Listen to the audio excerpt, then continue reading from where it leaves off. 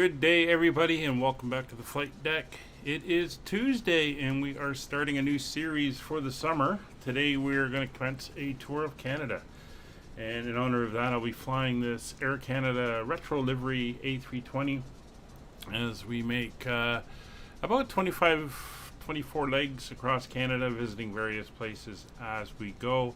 It is a beautiful day here in Toronto. It is 27 degrees and blue skies, and I know that because I'm about 8 miles from the airport, and that's exactly what it's like.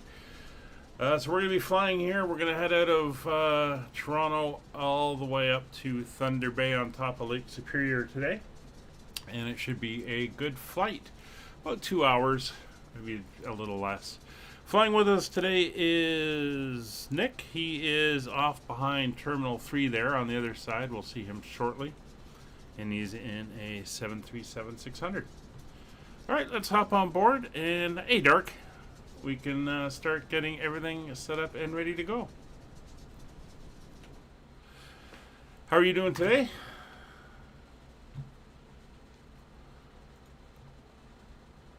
All right, we are here. Let's do our preparations. Alright, cockpit preparations are set. Parking brake is set. Ground power unit is not connected. So let's get down here and tell them to get that hooked up. Aircraft is cold and dark. This route is usually flown by a CRJ, but it is being subbed out today for the retro livery for this flight. Alright, so shore power is on. We'll get the batteries up and going as well.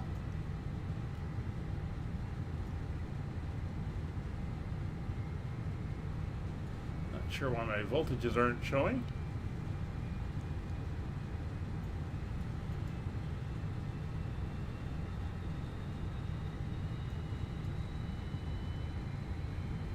Sounds like we are up and going.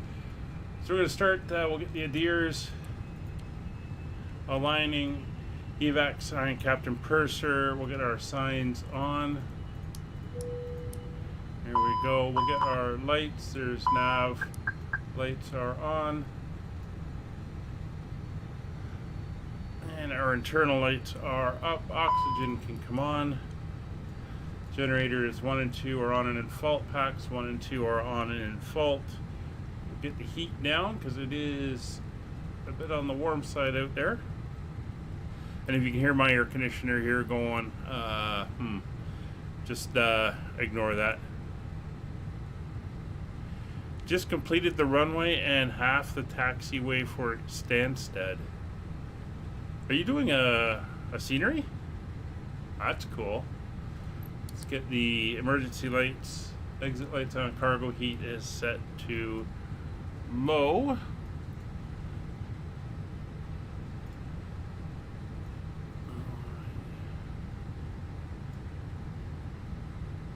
I'm going to bring up our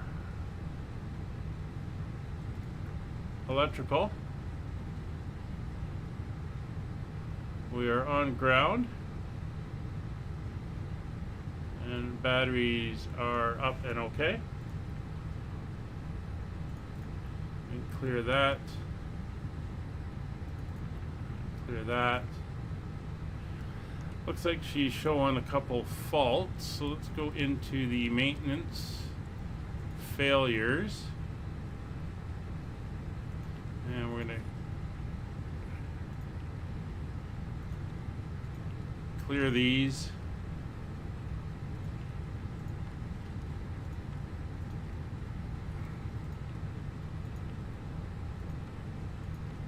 There we go. So we have no failures now. Go back to the ATSU menu and we'll bring up the messages. Alright, still not sure why my voltages are not showing up top, but I'm not going to worry too much about it.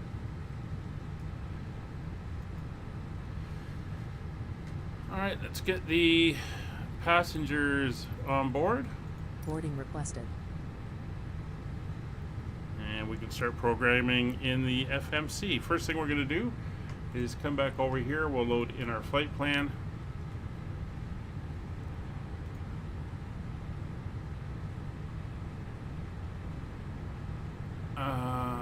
What is the aircraft setup?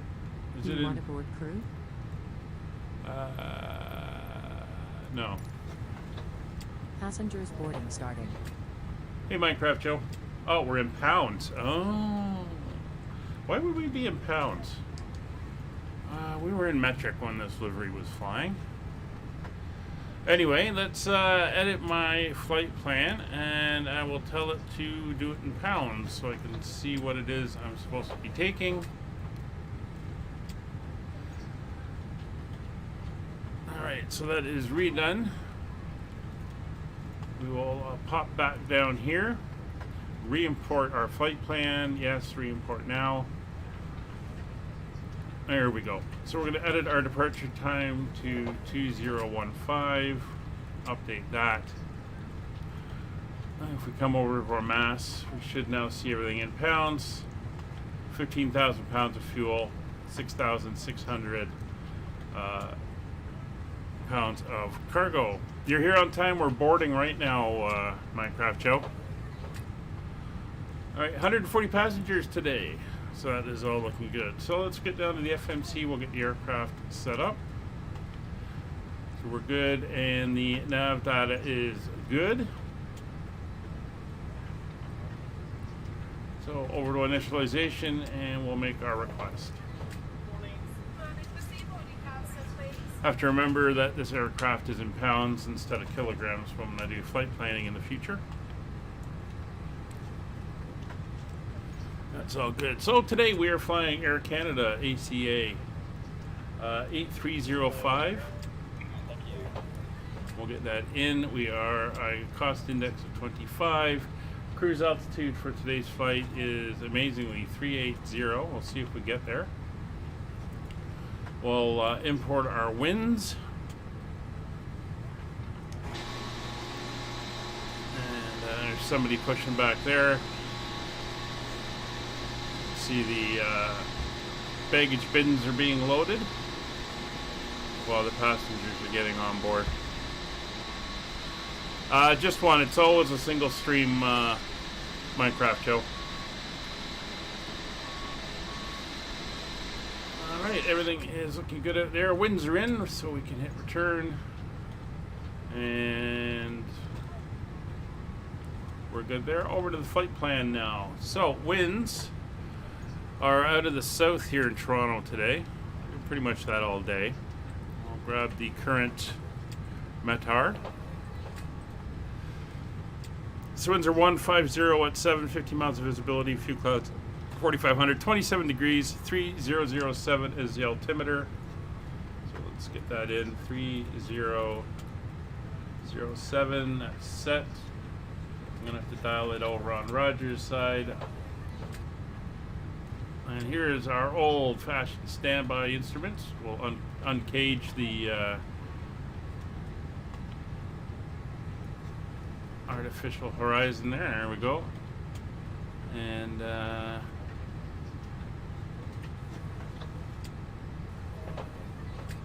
this is showing an HPA.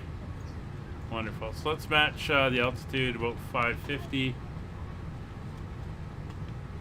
So it'll be about there.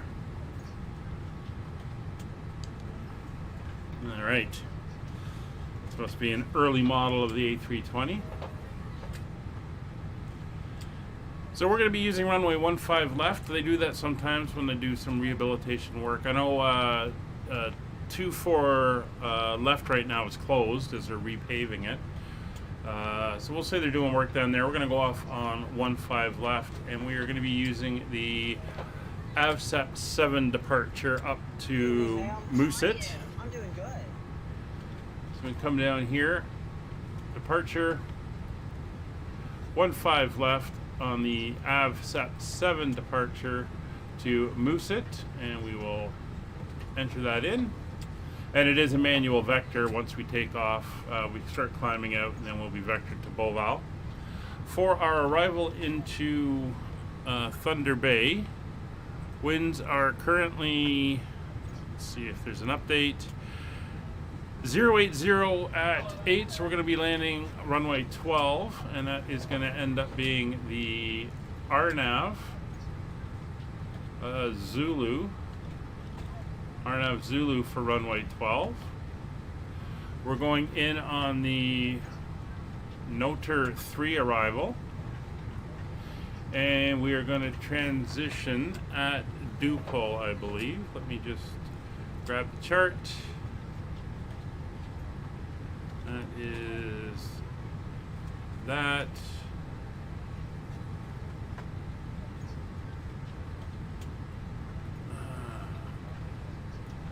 Dupole it is, and we will insert that. All right. Clear the messages, and we can take a quick look in plan mode, see how we're looking. So we're going to take off. We're going to climb to 2,000 feet, at which point we're going to be vectored to Beauval, and then we'll be carrying off en route. Route's going to take us up over Central Ontario, Georgian Bay, and across Lake Superior into our destination. So we're going to come down here to Tagat, at which point we'll self-vector around to Molgov. Good evening, ma'am. How are you? I'm doing good. Where's the Molgov?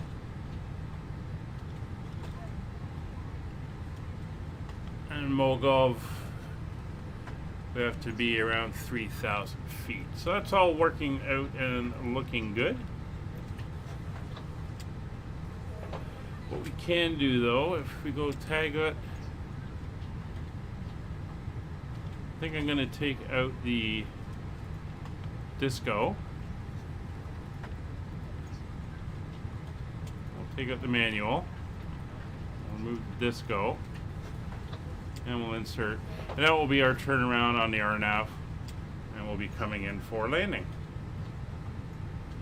Alright, so that looks very nice. Dial you back, set you up over there. So if we look over at our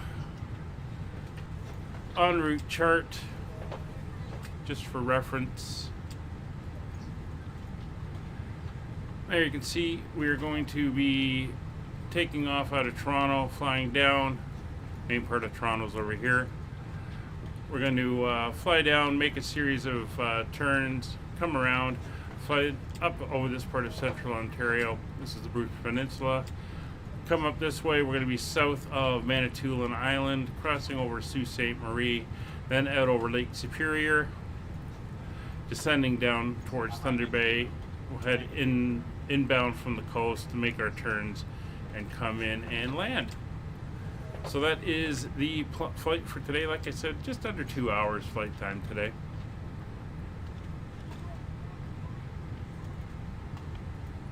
Alright, we're currently boarding.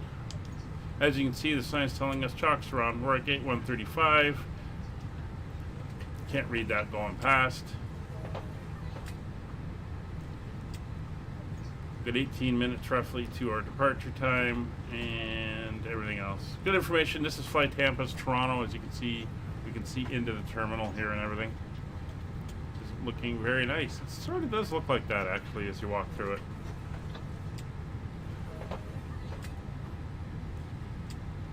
Alright, we're just waiting for the boarding to complete.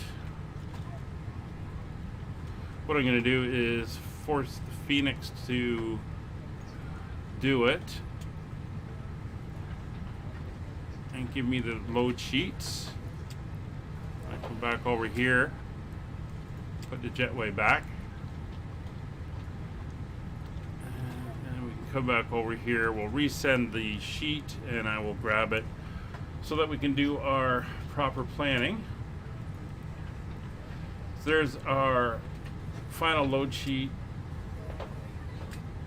We have a zero fuel weight of 128.4, so we can come over here into our initialization, page 2. It's going to be 128.4. And our zero fuel weight is going to be 29.3. We'll enter that in. There we go. And our fuel for today is, our block fuel is 15.1.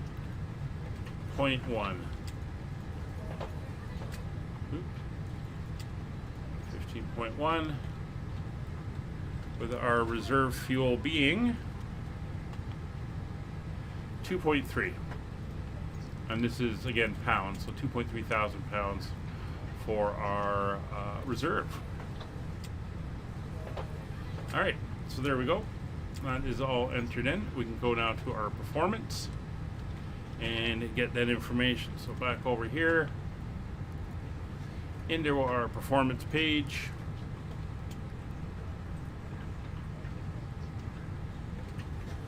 We're getting close. Everybody's still boarding, and then we'll be good to go short. Why am I so dim? Let's get the brightness up on the panel.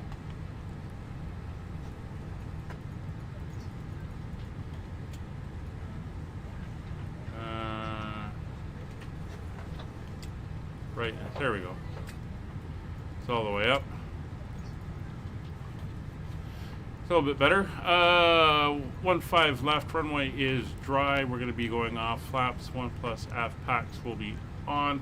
Final load sheet will bring in the weather and we'll calculate our numbers. There we go, 144, 144, 146.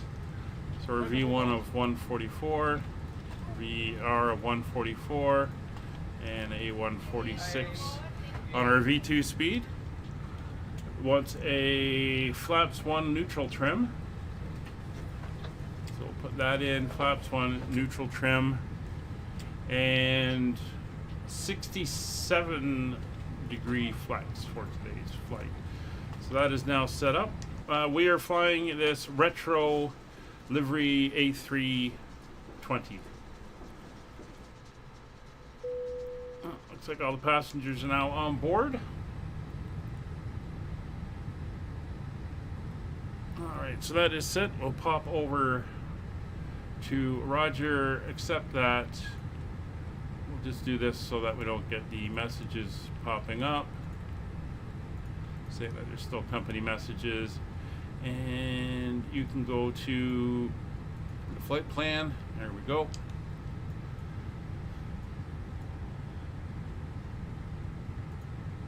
And you can go to ground services. All right.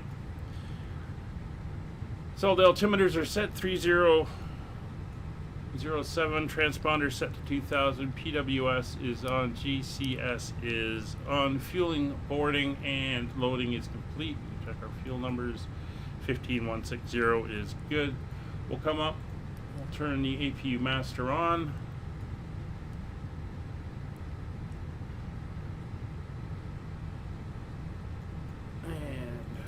APU start. Once the APU is up and running, we will turn on the bleed error and we will disconnect the external power. There we go. Flaps open. APU is starting up.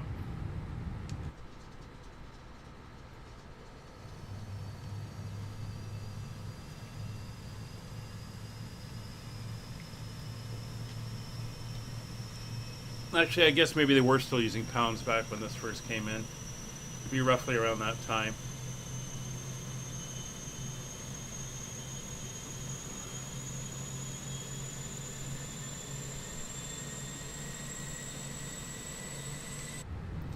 Sounds good.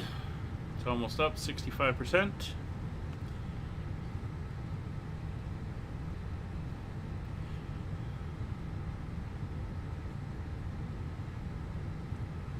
We're going to come down to our radios now. We're going to go 122.8 while we're waiting on the APU.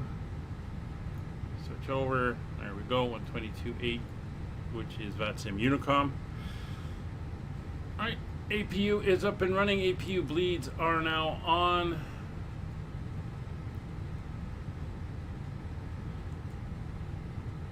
External power is disconnected. We're now running off the APU. Takeoff data is set 144, 146.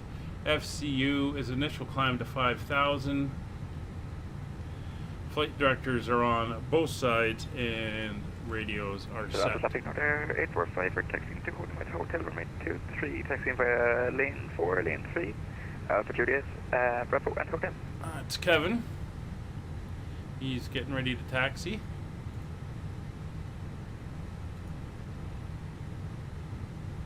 It's going off on 2-3. That's fine. You can do that at an uncontrolled airport. Minecraft Joe, eyesore? No, it's not an eyesore. It's a retro. It's the way the aircraft looked in the 80s. Alright, so what was I just doing there? Radios are set, flight directors, we're all good there. And we are good for engine start and push back. So let's call for push.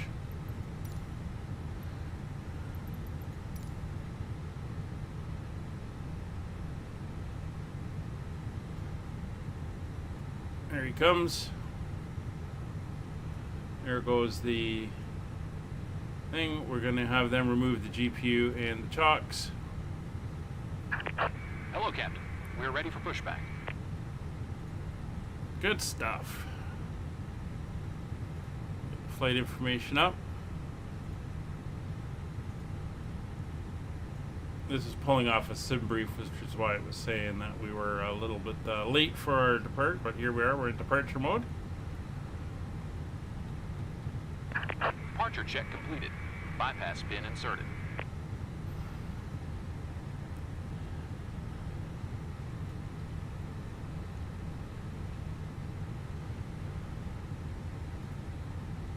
And we were at stand 135. Toronto area traffic, Air Canada 8305, gate 135, terminal 1, push and start facing west. Alright, so we're going to go tail west. No. Lane 6. We want tail to go east on Charlie.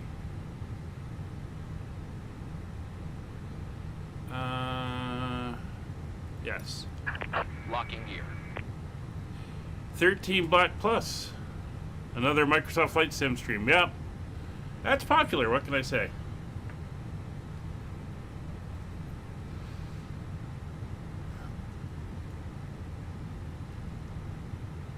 Alright, we're almost ready to go. Quick look around the aircraft. You can see the tug's hooked up. Nose wheel steering is disconnected.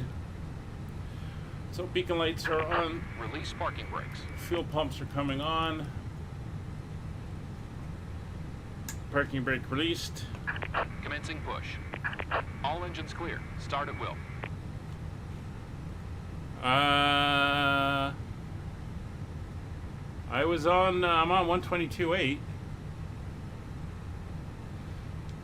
Toronto Terminal, Air Canada 8305. Radio check. 5% happening for another 845. Yeah, loud and clear. I don't know. Got him now. Anyway, we're good to start engine, so start selector over and engine 2 start.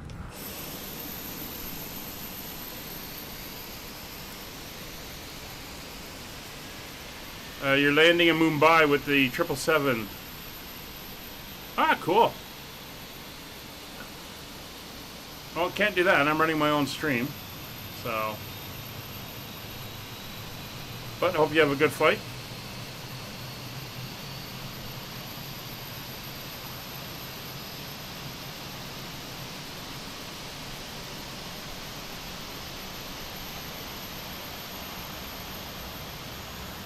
So it sounds like Kevin is taking off on 2-3.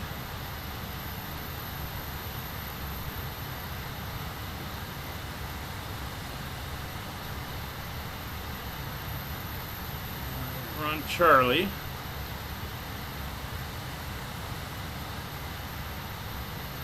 And there's got these stop lines if you look, so Set parking brakes.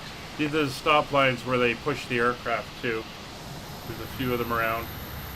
Brakes are set. Waiting your confirmation for good engine start.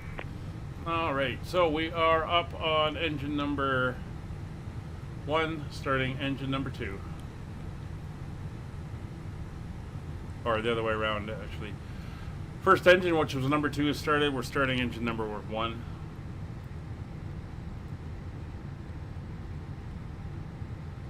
There she goes.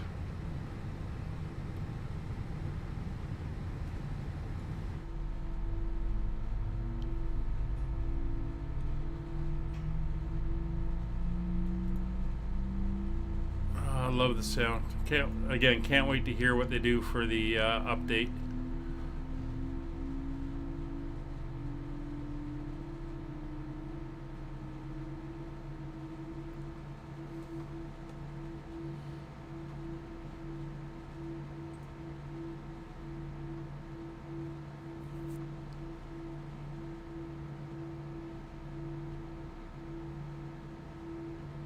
So we got a Rouge coming in from Saskatoon. That's the only aircraft in the area.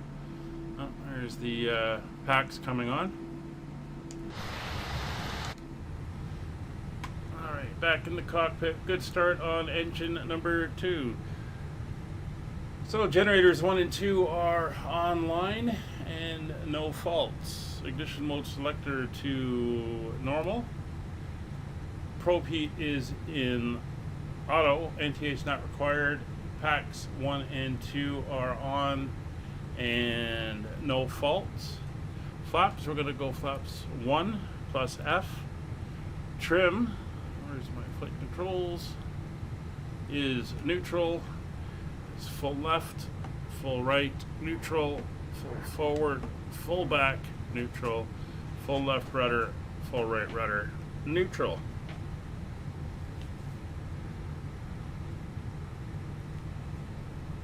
Right. APU bleeds and APU is off. FCP is set, managed 5,000 feet. Engine instruments are checked. Tiller is on, auto brake set to max, and taxi light is on taxi. Or nose light to taxi. Toronto area traffic, Air Canada 8305, taxiing runway 15 left via the apron, Alpha Kilo, Alpha Delta, Bravo, crossing 23, Bravo holding short on Juliet. Alright. Oh, forgot to tell them. Cockpit to ground. We have a good engine start. You can disconnect. Unlocking gear. Alright, so we'll let them get unlocked.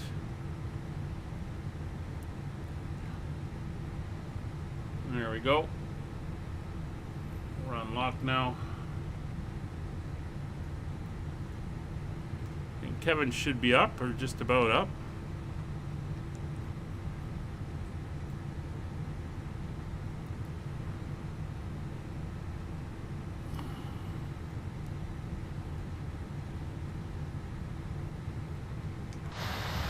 There goes the tug.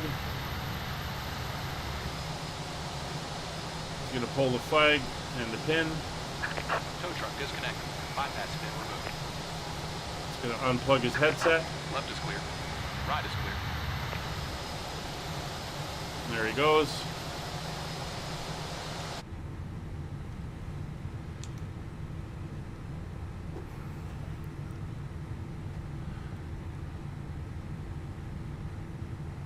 This is one of the little issues with all this immersion. You can kind of get lost, and sometimes you forget what's going on, especially if you don't have an actual co-pilot to kind of go, hey, you forgot to do this.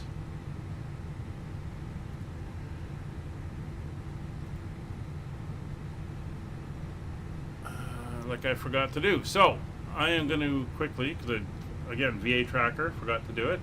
I'm quickly going to do this. Shut down the engines. And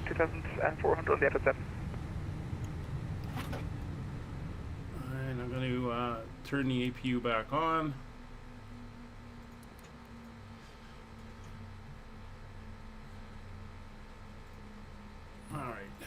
tracker is now back up and running.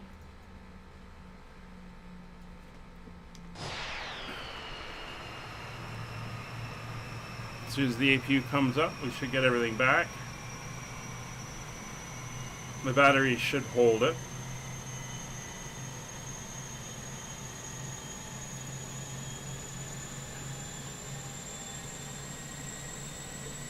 And Kevin is up.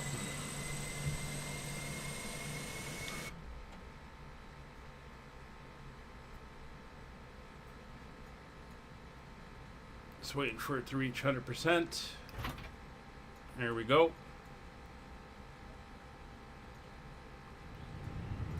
Everything is coming back online. We'll get the APU bleeds back on.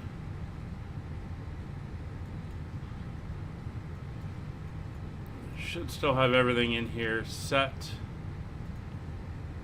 Nope, lost everything. All right.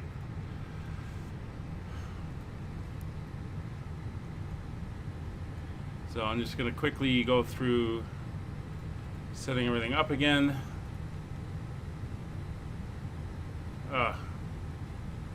What a pain when you forget these things.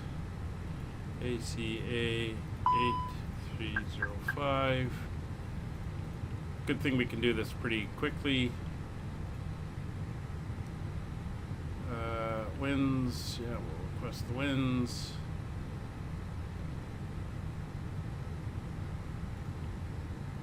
And page B. Should turn the APU on first. That's okay. I'm not panicking, honest.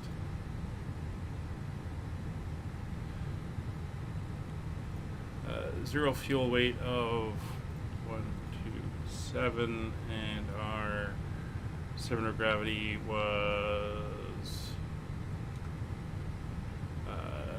Let's go over here.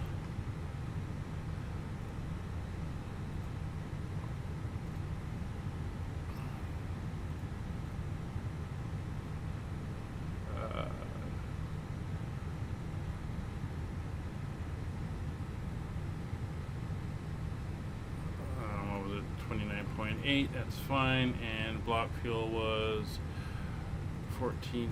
That's fine.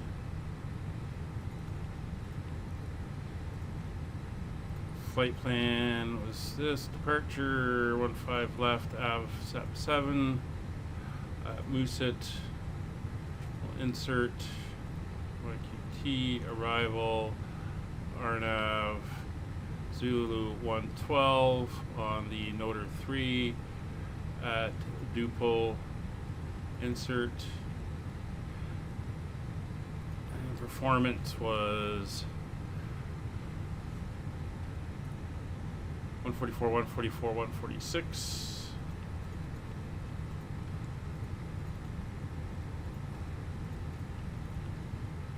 Oops, 16. Flaps 1 and 67 degrees. Come over to you. You can go to here and flight plan. So that is all set up again. It was 5,000 feet is set, and we're pretty much good to start the engines again. So let's get engine 2 up and going. How not to do things. I'll get that starter over.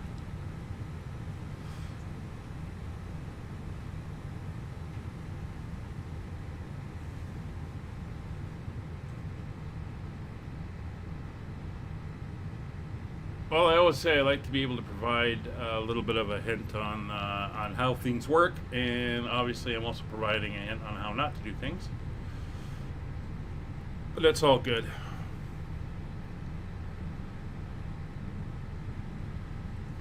Looks like the Rouge is going to land on 2-3 or 2-4 right.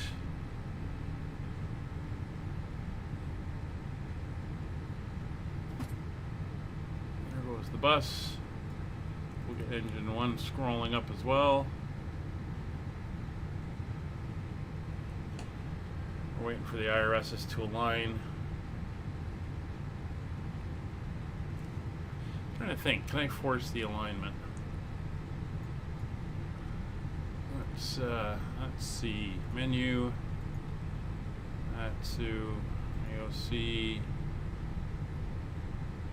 versions, weather, flight initialization.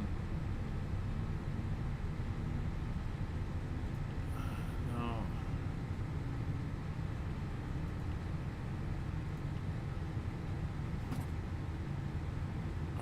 Controls, failures, maintenance. That's not what I want. Toronto traffic at Rouge 1932, established ILS runway 23, 9 miles. Alright.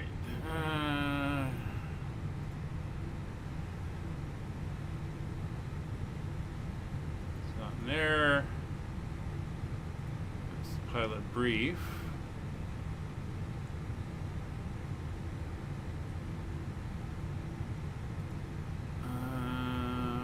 FENIX. Sim settings.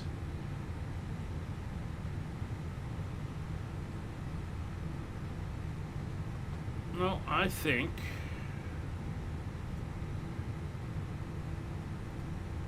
we gotta wait.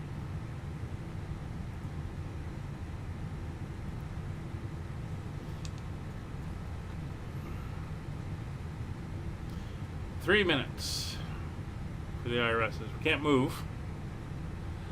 Yeah, we'll have privilege separation, yeah. Again, I've got notes that say, do this, check that. Ah, Lord. Always something. At least the Rouge will be down and I won't be in his way.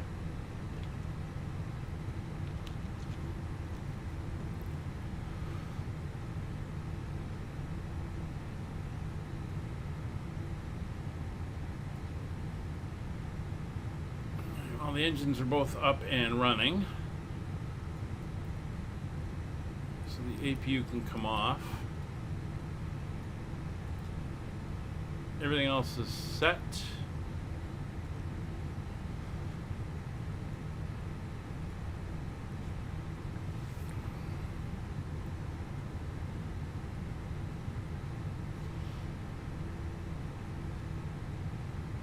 Unfortunately, the tracker needs me to be still with the engines off, which is a pain. Pearson traffic, Rouge 1932, short final runway 23.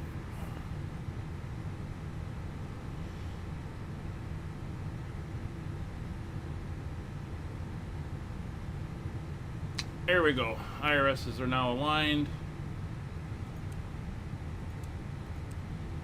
That may be an issue on this side for the flight, but that's fine. So auto brakes are max, spoilers are armed, TO config is done. And everyone is off of there.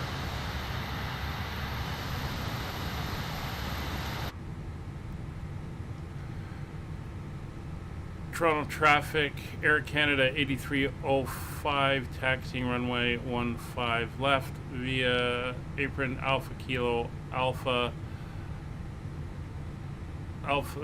Delta Bravo, crossing 23 Bravo and holding short at Juliet. All right. Now we can go.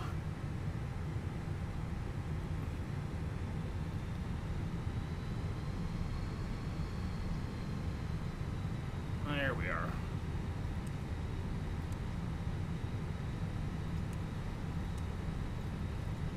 Hopefully this will come back up at some point. We'll see. I wonder if that would be in the failures. I'll wait till I get it onto Alpha and then I'll take a look.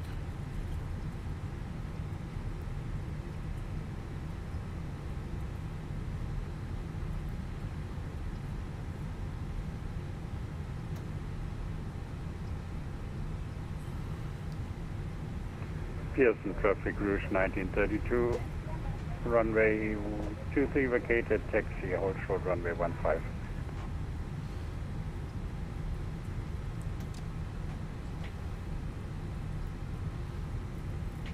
Alright, we'll get ourselves around the corner here on Alpha, head north. And I'm gonna go into the failures and see if that's in there and if I can reset that.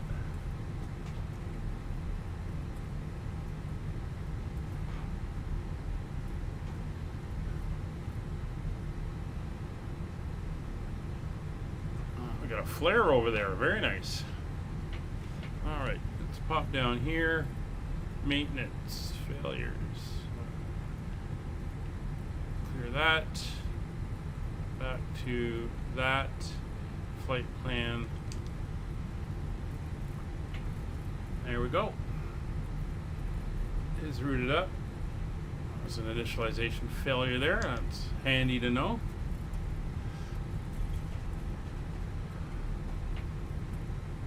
Flair is a low-cost carrier over here in Canada.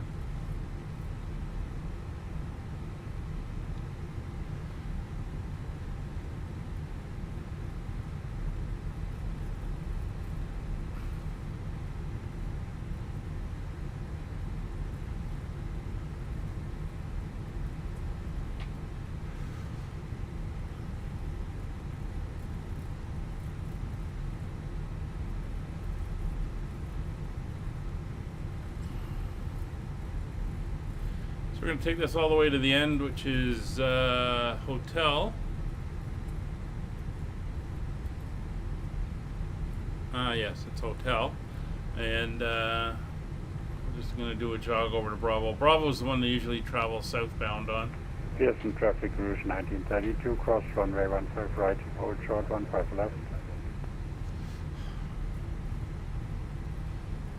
There he is. I can kind of make out his lights over there.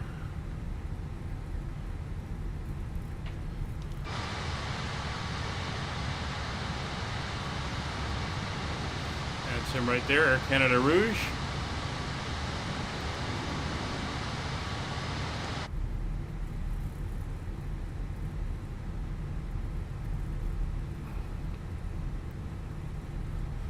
We'll make it up for you guys, this delay in getting going with some fabulous entertainment on the IFE. I don't know if this generation of Airbus had IFE, but we'll throw something up for you. So you'll be able to enjoy.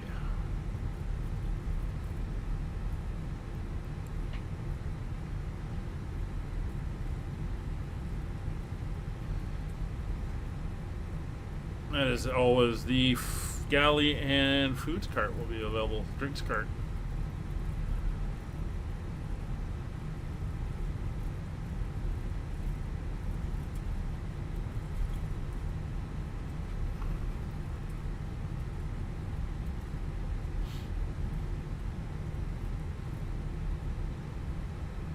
All right, here's the end.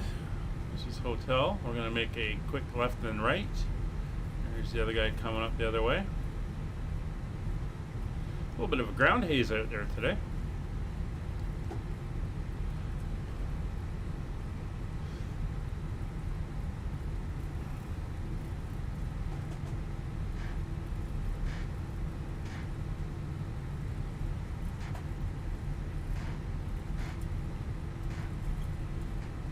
He's turning.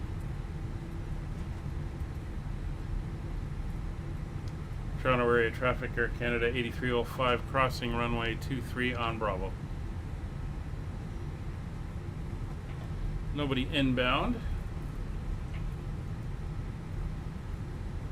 We are clear on the approach path. You can see the windsock.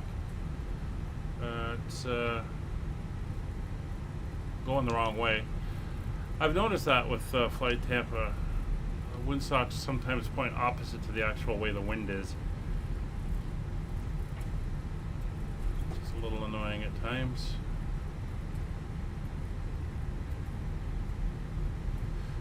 I don't know why this catering truck is sitting out here in my way.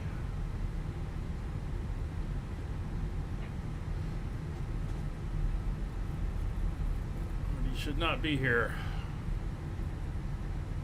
Pearson traffic route 1932, cross runway 15 left at November. Just going to ignore him.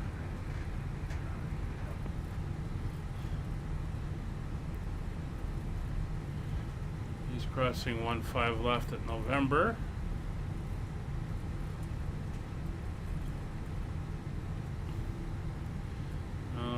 So we are here. Pearson traffic Rouge 1932, free of runway 15. V speeds are set 144, 146 FCP, nav data and radios are all set. Takeoff lights, nose light to takeoff, strobes are on, runway turnoff lights are on, landing lights are on, transponder is on, TCAS is on, weather radar is not, but we'll turn it on.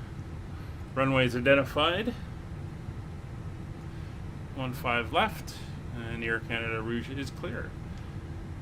Toronto traffic, Air Canada 8305, take position, runway 15 left.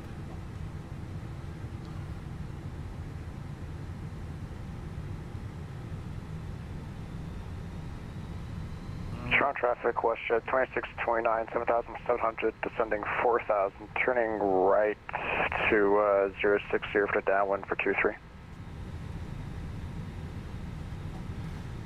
He's coming in over the lake.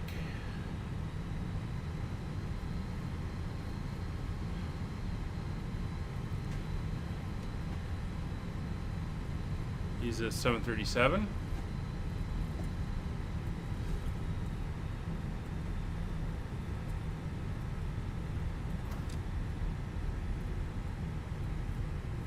Should get a good view of the city as we climb out.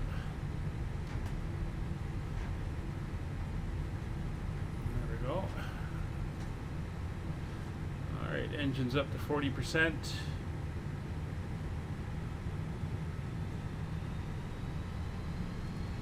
Clock is on. Toronto traffic, Air Canada 8305, departing runway 15 left on the AVSEP 7 departure. Toronto. Takeoff power set. Man flex, SRS, runway enabled, auto throttle blue. Yeah, he's turning to the east to come in for 23.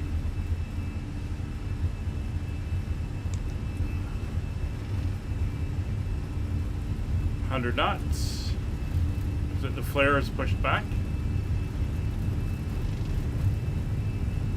There's the Rouge.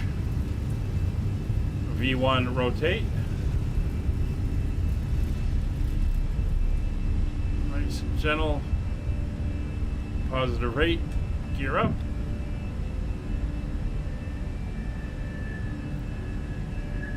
See the city ahead.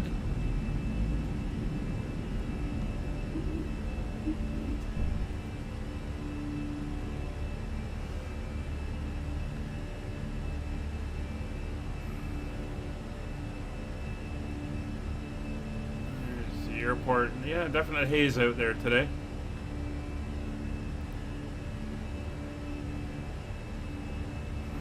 Quickly pop down to our flight plan. We're going to be vectored to Beauval. And autopilot on. Pearson traffic, flare 1600. Taxi runway 15 left via Alpha Bravo Pearson. And thrust climb.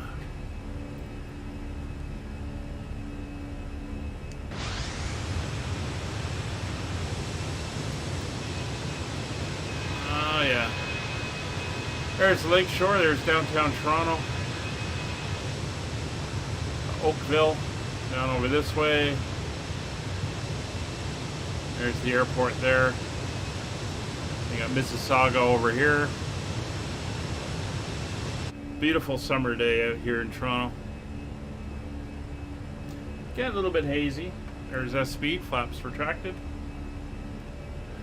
Now that we're through, speed brake is disarmed, turn off lights are off, taxi lights are off.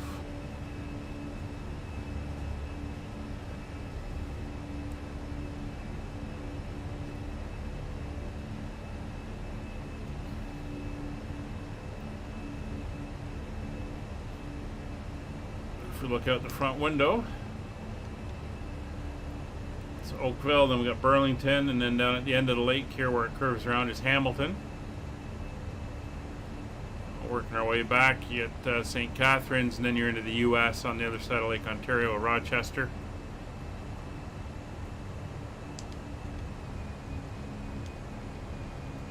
There's Here's our initial 5,000 feet. We're going to maintain up to our cruise level.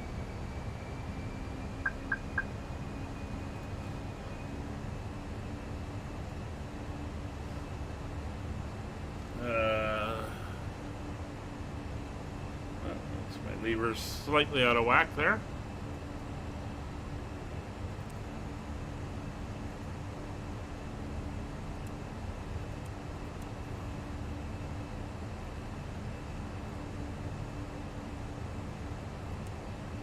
Toronto traffic, WestJet 2629, turning left, heading 330, descending 3000. Alright, so he's going in for runway 23.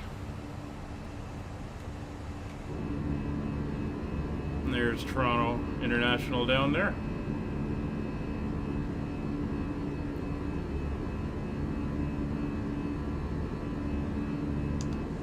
Beautiful day. It looks like a good day up in Thunder Bay as well.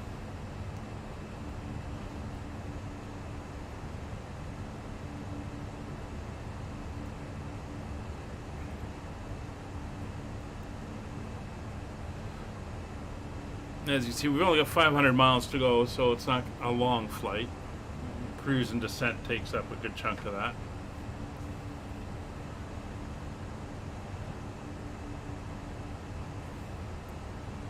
There's a turn. And there's 10,000 feet. So landing lights can come off. Get the seat belts off in the back.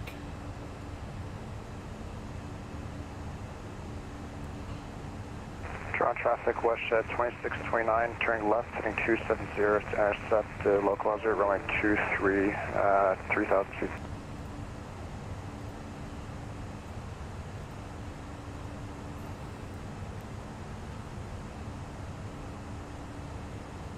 I'm forgetting all kinds of things today. Forgot packs. I tell you, it's one of those days. That's the thing, when you're doing this on your own, no one can see your mistakes. Here I'm doing my mistakes for everybody. Alright, well, we're on course. We are accelerating up on our departure. And everything is looking Pearson good. traffic, clear 1600, crossing 23.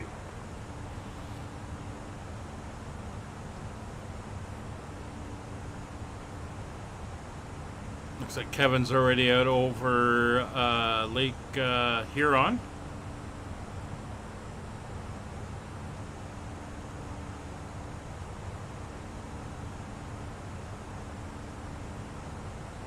Pearson traffic, clear Yeah. 1600, clear 23. Forgetting everything today. Just one of those days. At least I got her off the ground finally. It's not like the sim crashed or anything. I'm just a little bit behind you.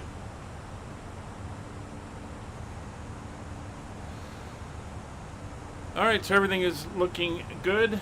I'm going to go off mic. We'll get the in-flight entertainment up and hope you enjoy. We'll be back for the briefing and landing into Thunder Bay. And I do have custom scenery for Thunder Bay, so it should look nice. I'll be in the chat. See you there. Toronto traffic, WestJet 2629, established ILS 23.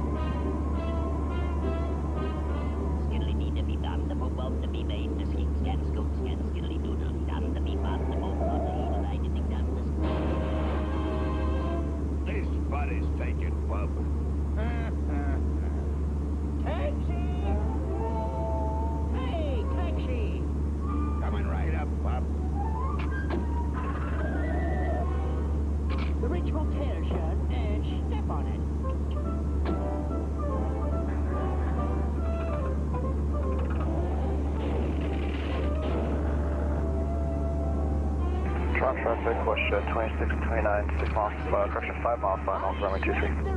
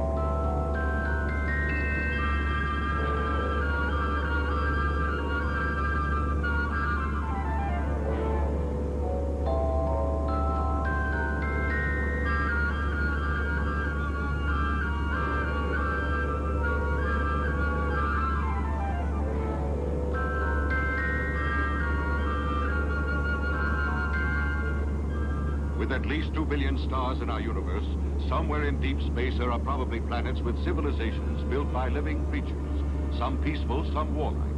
From the distant Sapphire Galaxy, a ferocious race of creatures have set out to conquer our universe, beginning with the planet Earth. A nuclear war is imminent, the results of which will poison even the distant reaches of outer space, and planets such as this one, the Emerald Planet. Though they are fierce fighters when it comes to defending and protecting their way of life, the Emerald Men in the Marpet Galaxy are essentially creatures of peace. They realize, however, that the Cephirians' mad idea of conquest now threaten their very existence, and drastic steps must be taken to prevent this dangerous act of aggression. The High Council of the Emerald Planet is now deciding what must be done.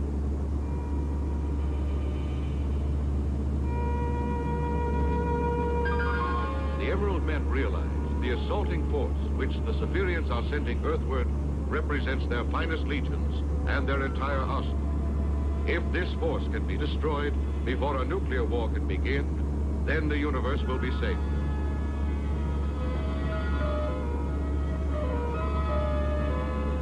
The High Council agrees that there is only one way the Emerald Men may be able to achieve this.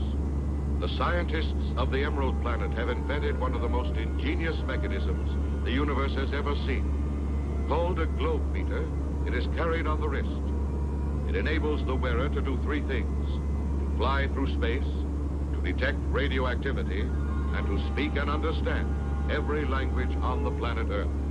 Finally, this great forum of the Emerald Hierarchy reaches a decision. In order to save Earth from the invasion of the Cephirians, they once more must present the globe meter to one of their fellow creatures, send him to Earth. He is the creature known as Starman.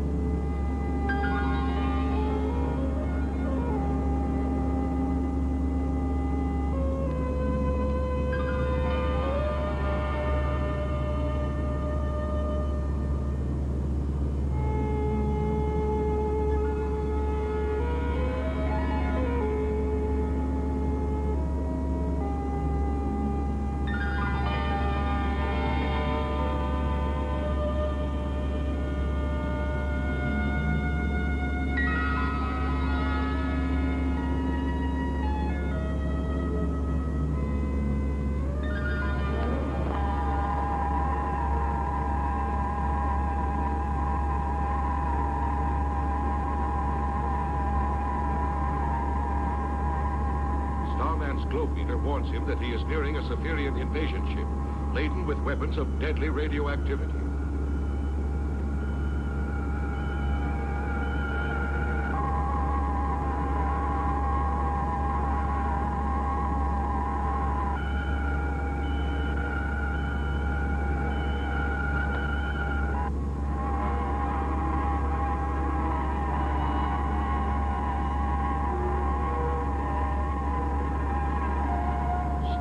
Realizes that the ship contains enough radioactive material to destroy Earth within a few seconds. He knows that even though he may be killed, he must attack the ship.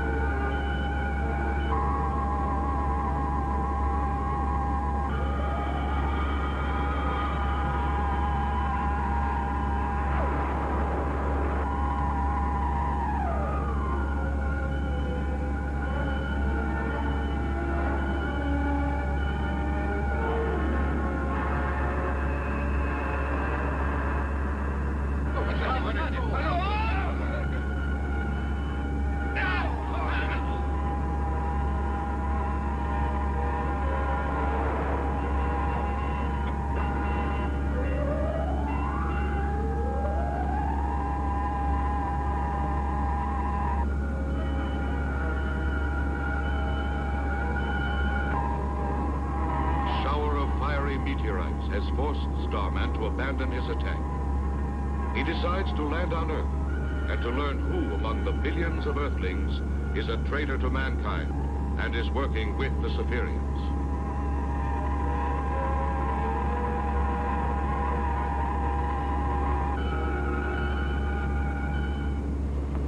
On Earth, at the Forecap Observatory, a startling discovery is made. Professor, in the telescope, the GP object lens has been smashed. What? The lens? Look. We won't be able to use it anymore. It's true. On an island 2,000 miles away in the Yamanaka Space Laboratory, where a spaceship to be used for peaceful purposes is being built, another discovery is made and reported to Dr. Yamanaka, who is at home. What's that? It blew up again. How can that panel just explode like that?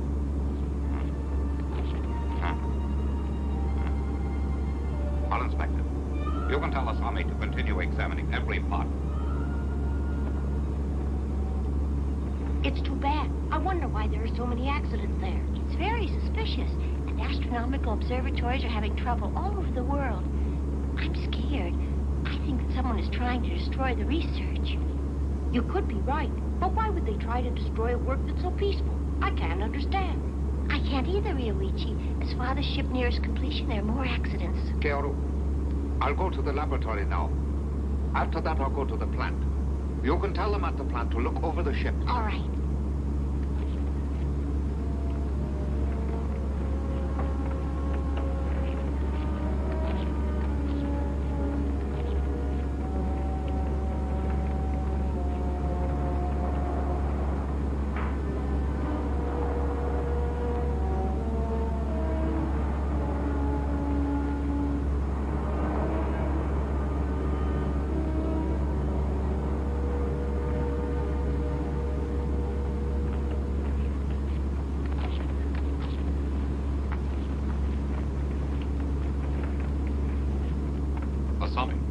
What happened? Oh, Doctor. It looks as though the relays have failed. Then they burned. That made the rectifiers and condensers all burn up.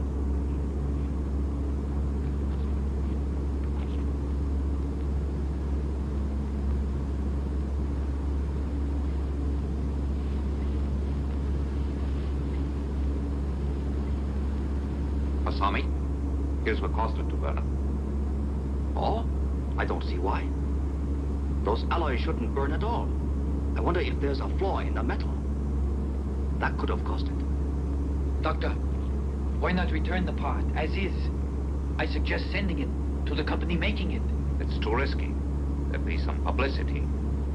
Our enemies mustn't learn of this. With a ship like this, I wouldn't trust them. As men of science, I'm certain you're aware that the value of this great ship we're building lies in its peaceful usage. With it, we can learn what lies beyond our solar system. And yet the ship is dangerous. Enemies could use it against us. And should that occur, you know that we'll all be defenseless, and the destruction could be terrible.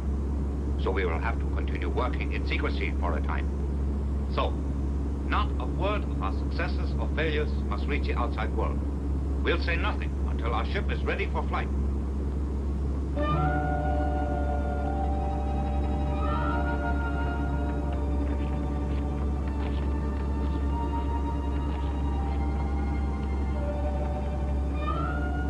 Yes, Keoru.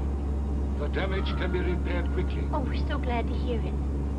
All you need will be a solenoid then, for the rectifier panel. Right. The only trouble is we haven't a single solenoid in our inventory, none at all. They are not supposed to melt, so we felt that we wouldn't be needing any for spares and therefore didn't order them. I'll go and get some then. They're sold at the Precision Works, isn't that true? Yes. Then I'll ask Papa to write a list for me. Let's go together. We'll get the part here as soon as we can. That's right.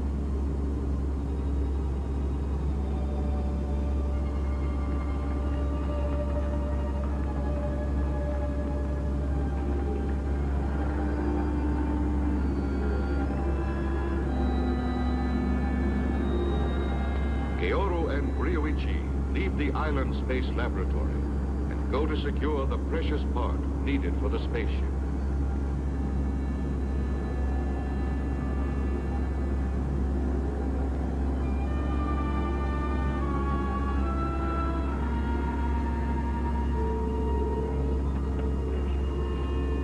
Can I help you?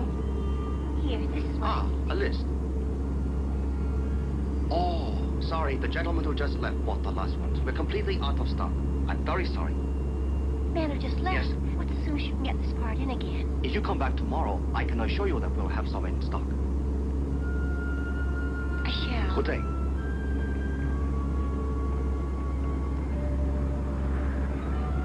It's peculiar. That strange man took whole supply just now. Isn't that suspicious? Certainly is. Let's trail him, right?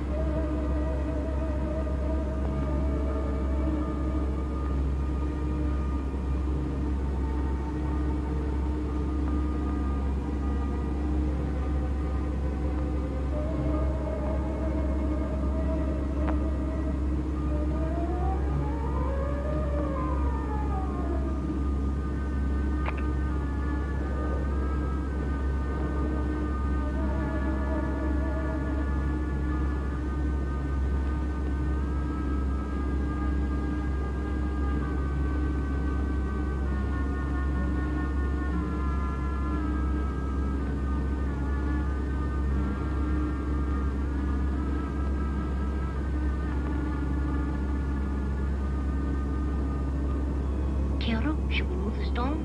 It's too dangerous. Instead, I think we should call the police. Stay right where you are.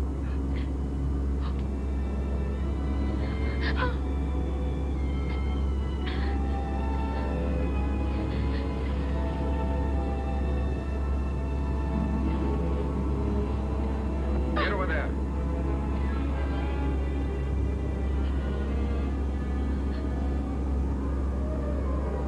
Get in. Move.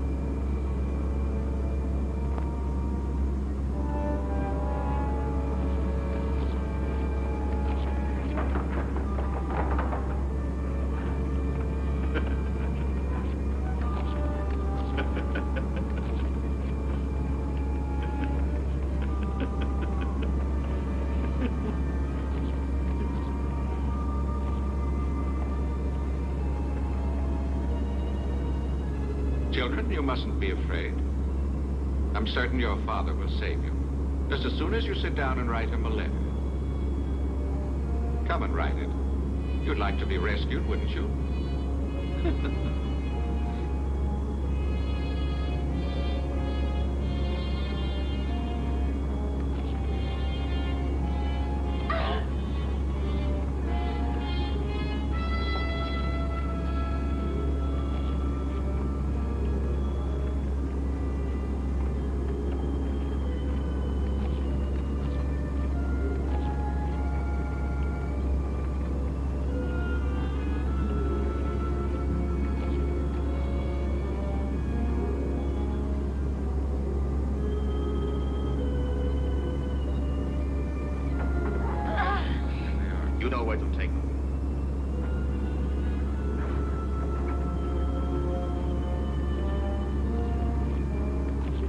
proposes.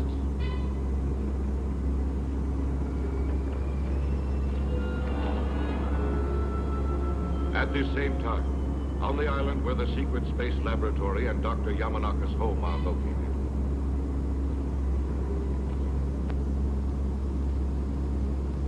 Yes.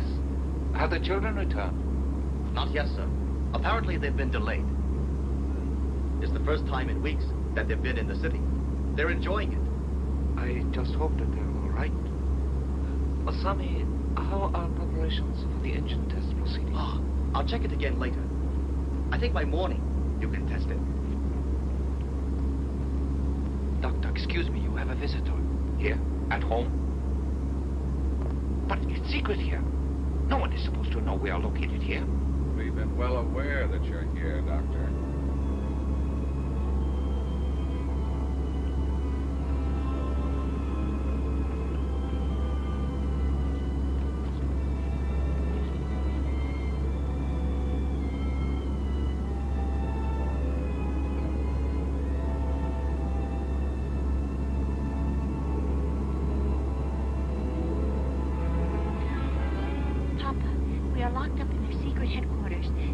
They will kill us unless you come. Please do what they ask and save us.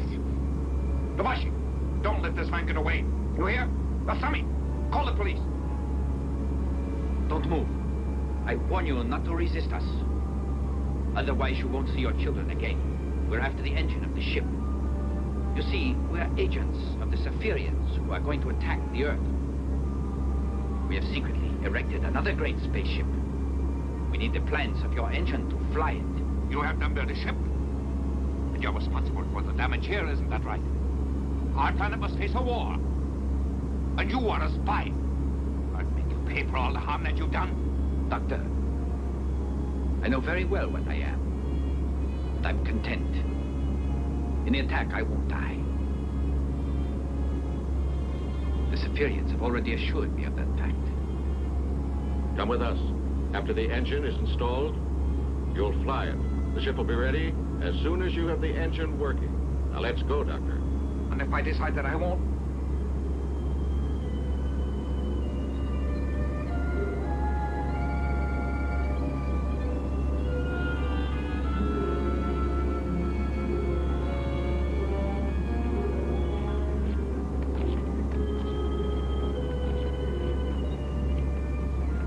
No, Tobashi, don't take the engine plans. I beg you. Oh.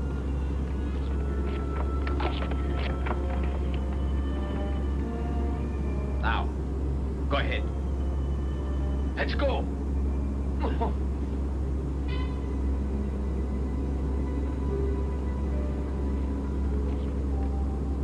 Here, some of the world's top security forces hold an urgent meeting. Gentlemen, I have an announcement. I assure you, it is of grave importance. The blueprints for the great spaceship engine were stolen a few hours ago. And we have also learned that Dr. Yamanaka is missing as well. All of his work has been sabotaged. Have you learned who is responsible? At the present time, we have no clues whatever. Keeping this situation secret is wrong. I think we should let people in on it. There might be some way that they can help. No, I strongly disagree.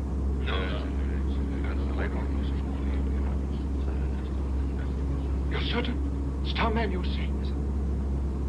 My dear sirs, Starman is outside. He would like, he said, to address this meeting. Is this Starman? Is he anyone we can call on to help us? If he is, then I propose that you ask him for his assistance immediately. We'll see. Sure, Starman is.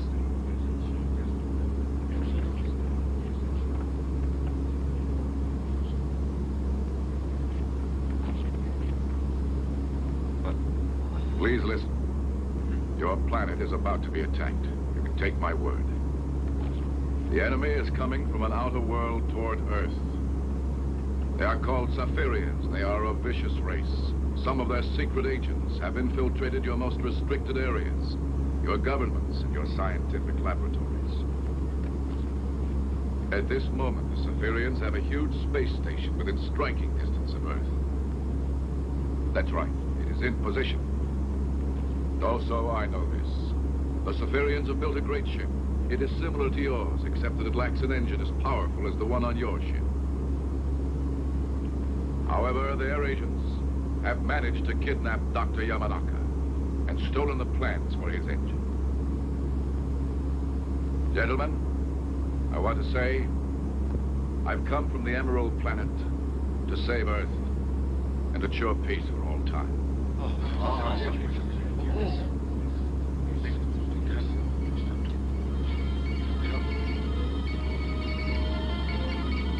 It's them. The Superiors are coming nearer. I know I can hear them. Gentlemen, please. I promise I will locate the Superior ship. I'll return Dr. Yamanaka and the blueprints.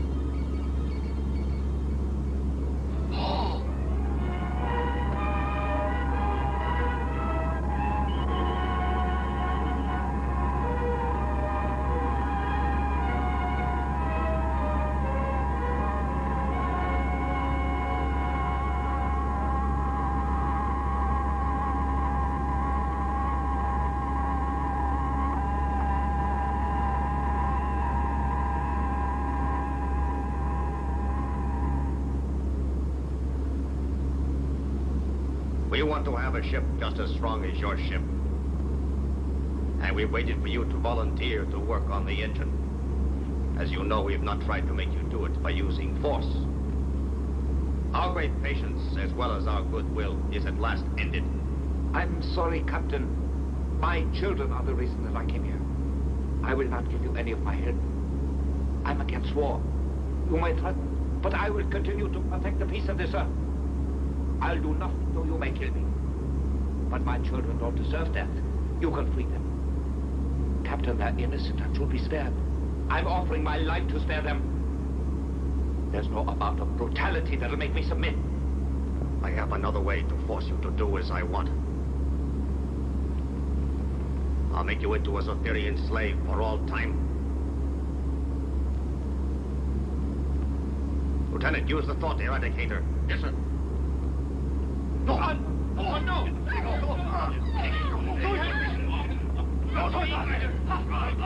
I'm going! Stop it! Don't do that! No! No, please, please! Madman! You're beast! Your attacks are pain! You'll die! Please! No! No, you mustn't! No!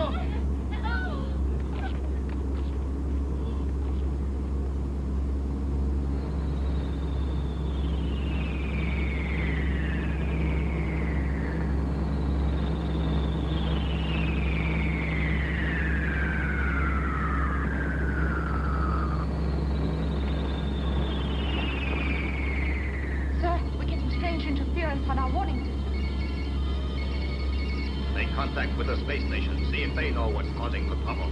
Yes, sir.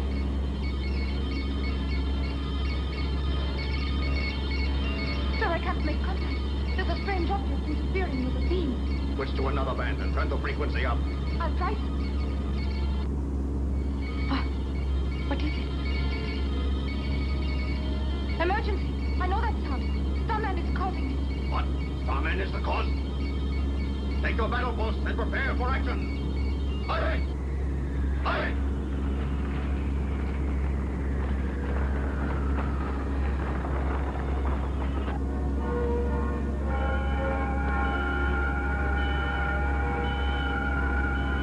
As he flies toward the space station, Starman detects signals from the secret Zephyrian base on Earth.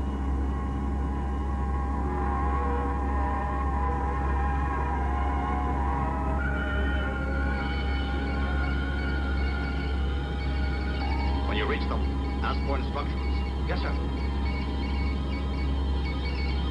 The Zephyrian space station receives the signal from Earth and returns an order to the underground Earth base. Here is the order, sir. Starman is liable to make trouble. Kill him. Also get ready for launching. Be certain that all prisoners are on board. Do not waste any time. Right. Starman's globemeter has warned him that he must face not one Zephyrian base, but at least two. The base under the Earth's surface and the station in space.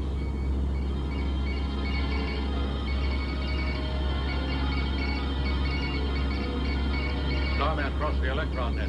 Stop all sending until we can kill him. Ah, Starman's approaching. Decrease acceleration. Third, Mach 80.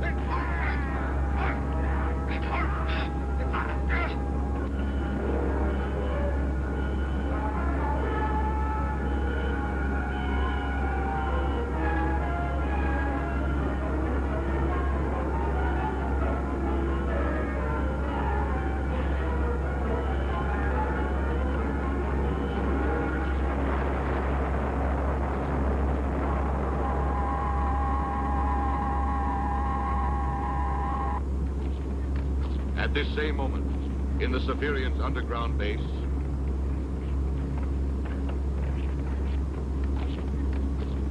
Launch the ship! Aye! Aye!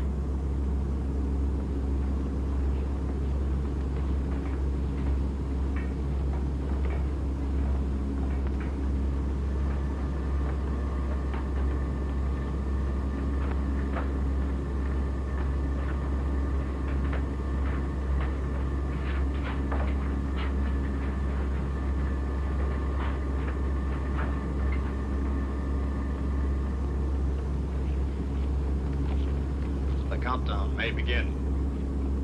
Report. Monitor. Open.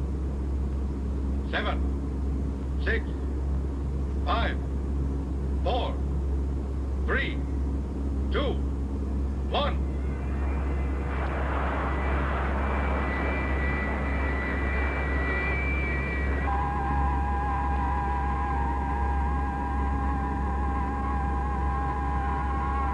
the ship is launched from Earth, Starman detects the presence of another, larger space station. It is the Severian Supreme Headquarters.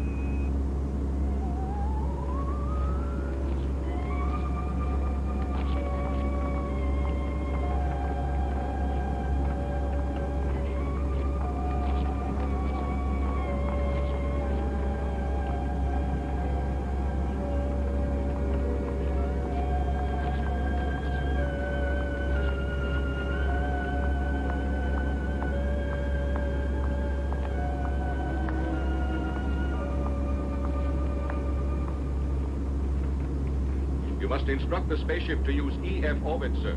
I know it.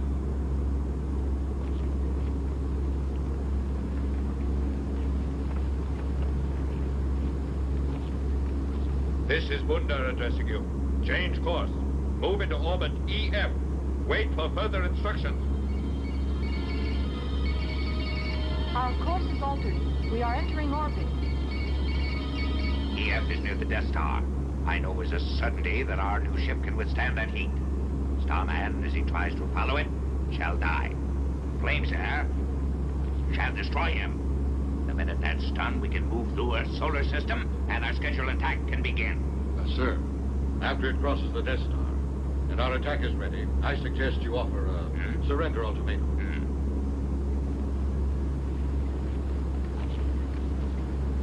It's necessary to show our strength.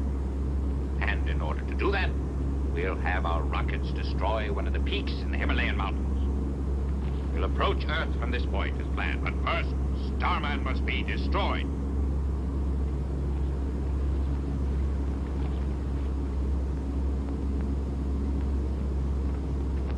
Starman detects signals being sent earthward from the huge Zephyrian station and realizes that the signals must be meant for a spaceship. He suspects that either Dr. Yamanaka's powerful ship or one just like it has just been launched. And he knows that if this is true, the doctor and his children must be prisoners on board.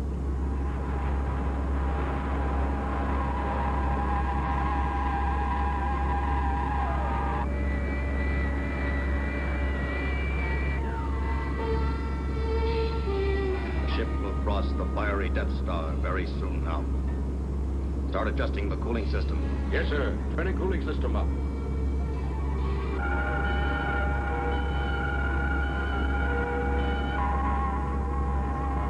Starman sees the ship and calculates that it is nearing the Death Star.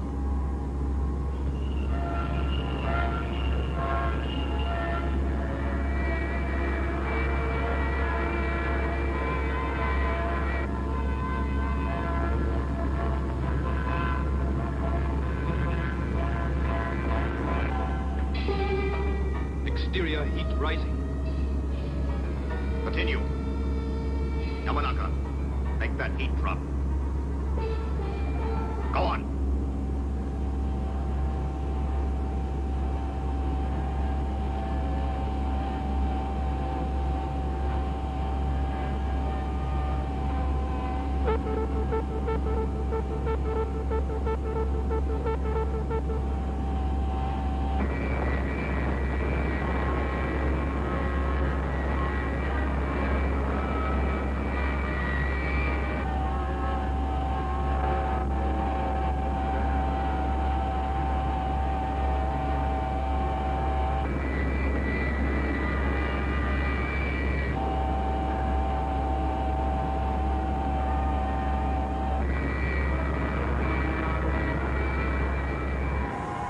Starman doubts that his steel body can withstand the terrible radioactive flames, but he knows that he must try to stop the ship from keeping its rendezvous with the Zephyrian Supreme Headquarters.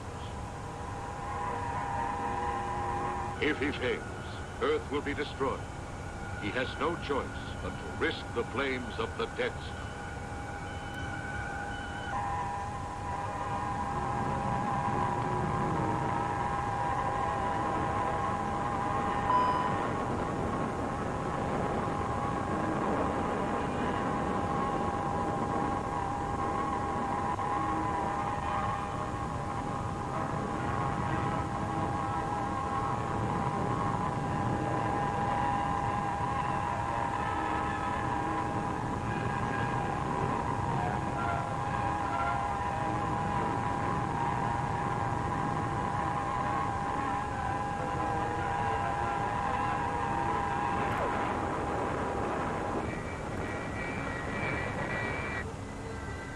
Now we have passed beyond the Death Star.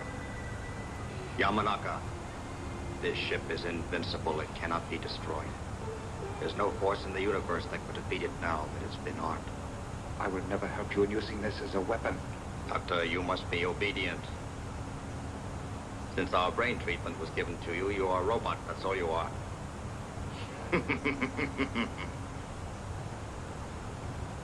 You and the others have no choice but to submit to my orders.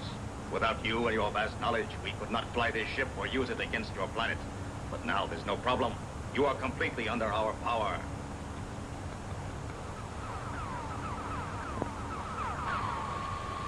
Meteorite coming into the fourth quadrant. You're incorrect. Meteorites are not in this area. Check your screen. Yes, sir.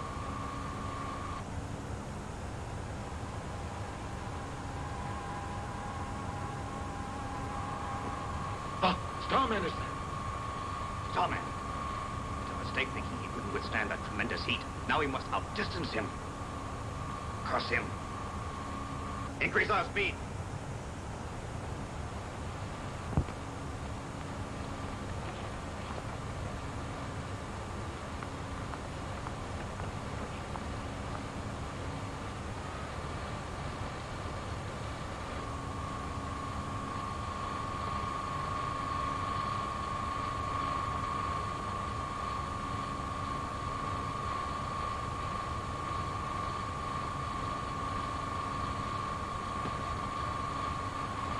Our speed is at the limit and Starman is gaining. I know.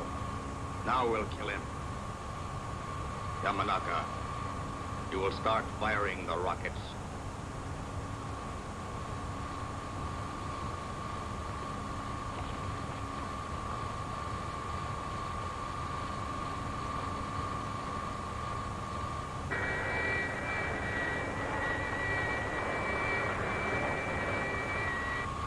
Hurry, Doctor. Starman is an obstacle that must be destroyed. You must not hesitate to eliminate him. These weapons can do it. You must try to make every one of them strike him.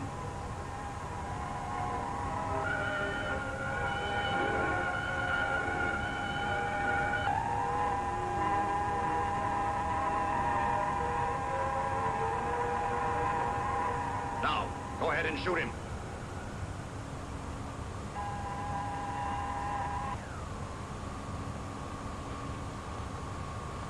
Shoot!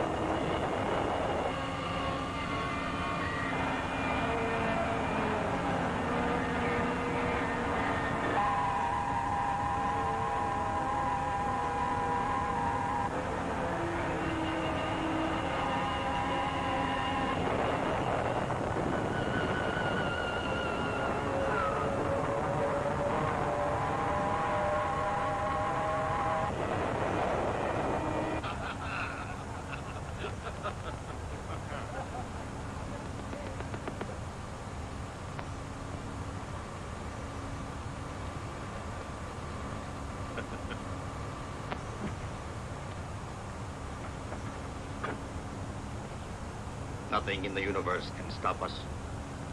Undar, our Supreme Commander, is a genius.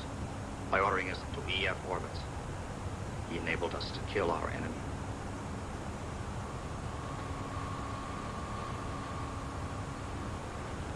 Captain, we are now in the vicinity of our space platform.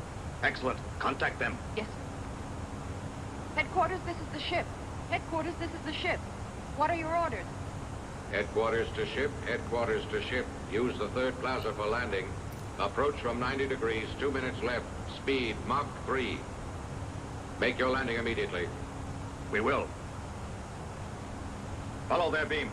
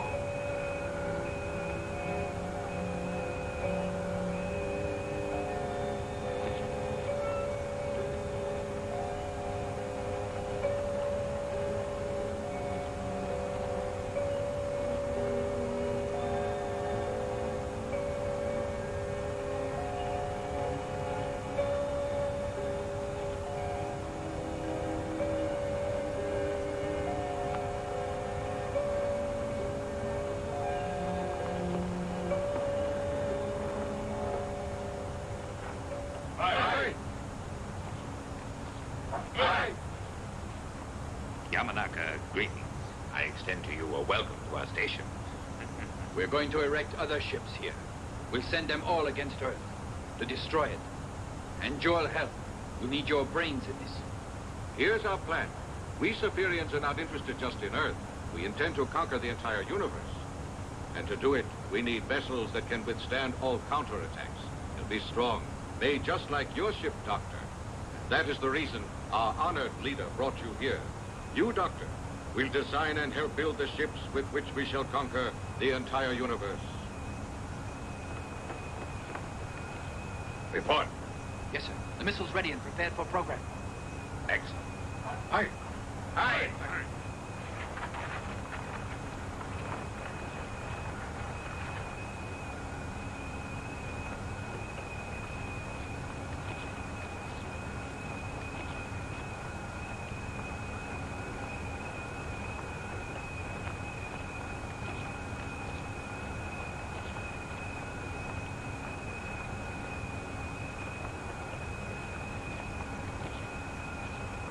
My mind is clear again now.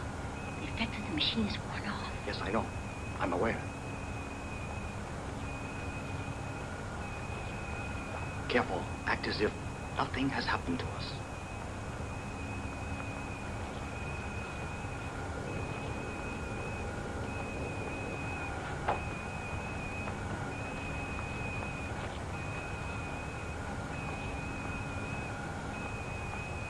Creatures listening on Earth.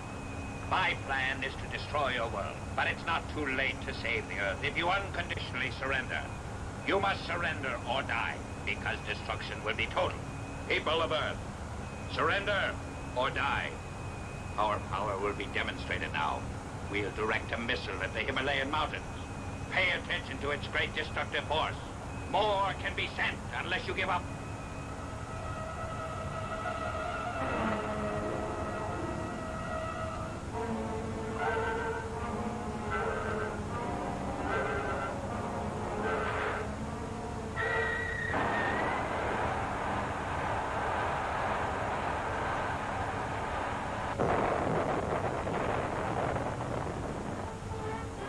An emergency meeting of the United Nations is held. Governments, such as that of Japan, hold urgent meetings. Government officials demand to know what progress has been made on the secret spaceship which Dr. Yamanaka had been building. If completed, it might possess power enough to defeat the Saphirians. But a member of the missing doctor's staff gives a report. The news is discouraging. Although the remaining scientists have been working night and day to complete the ship, an engine to replace the one taken by the Saphirians has yet to be built. The panic-stricken officials demand that all the scientists on Earth pool their resources to build another engine as quickly as possible. It is unanimously agreed that unless this is done immediately, Earth will have no hope of fighting off the imminent attack. A proposal to offer terms to the Saphirians is rejected by some, but agreed to by others. Men desperately argue over a solution to the problem which can mean the end of life for all.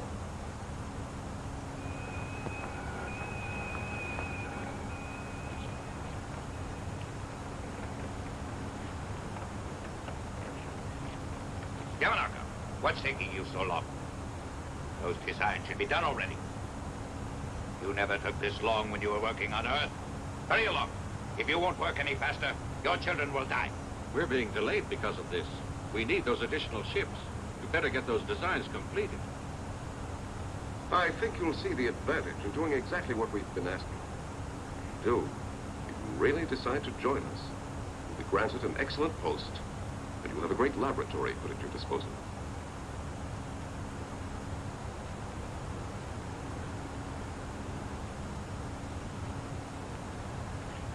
Sir, bad news. A report just reached us from our base on Earth. The Earthlings refuse to accept your ultimatum, sir. And also, we just learned that they have arrested most of our secret agents. And their top scientists have resumed work on their great spaceship. What? Thunder Bay area traffic, Air Canada 8305, leaving flight level 380 on the Notor 3 arrival for the RNAV Zulu runway 12 Thunder Bay. Center of London and the Diet Building in Tokyo. Start the attack.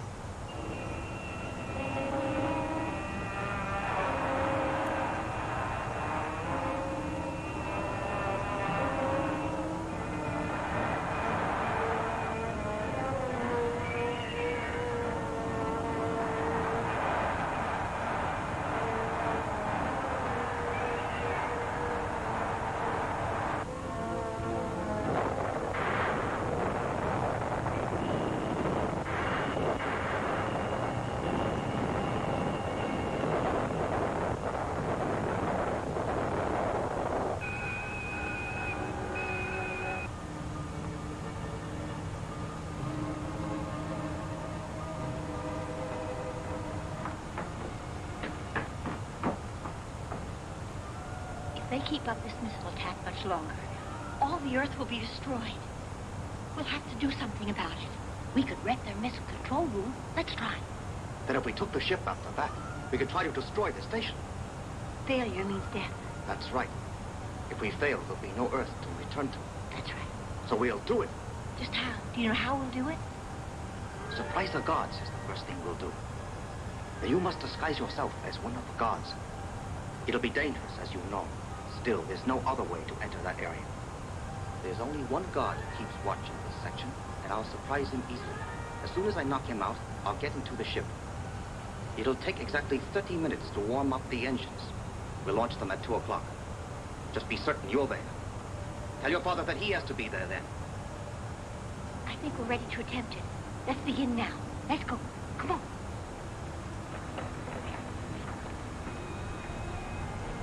You're forbidden to talk. All right. We won't do it anymore.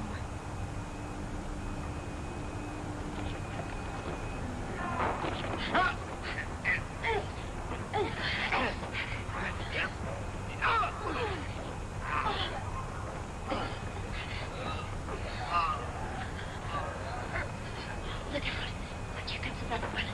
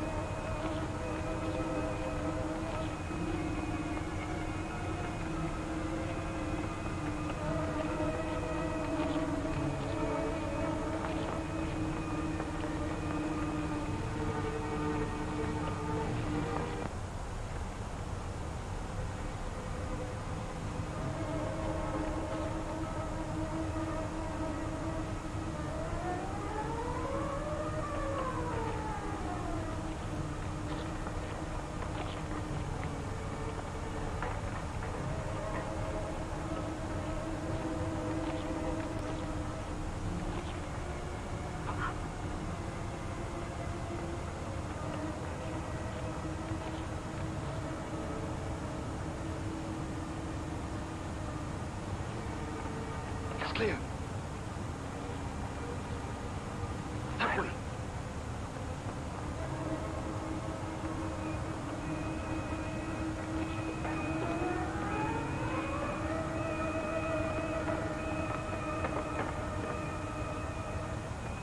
I just was issued orders. You're dismissed. Wait. Weren't those orders written down? Oh.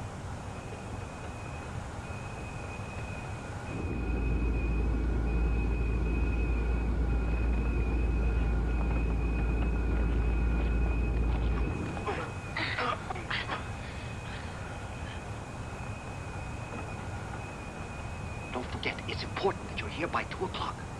Ryuichi, go and tell Father to be here. I will.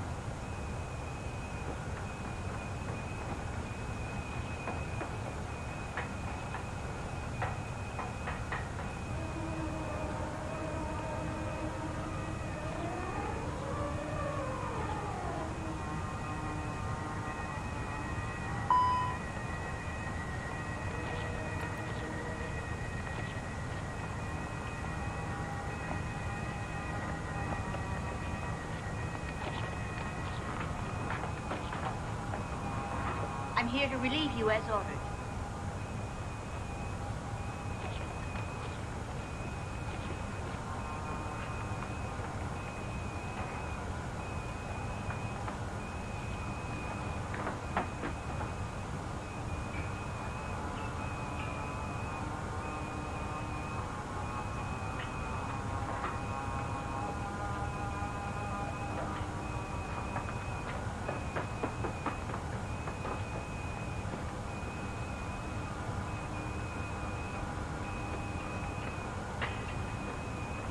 Doctor, if the Earthlings launched that ship, we could not successfully defend ourselves against them. However, we shall continue our program of destruction. With this method, we may be able to prevent the launching of that ship. We have an alternative. If you finish your designs in time, we could build another ship. One strong enough to destroy the one on Earth. How long will it take you to complete those plans? I won't do them. The effects have worn off. The doctor thinks again. He's to die.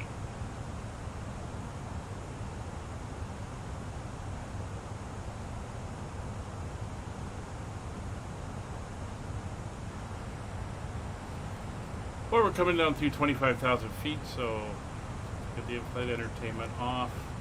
Put the seatbelt signs on in the back.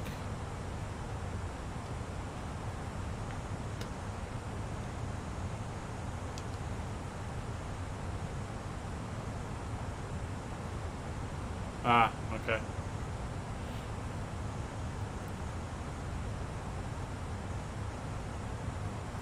See if there's an update to the weather for me. No. Oh, the weather's now an hour and a half old.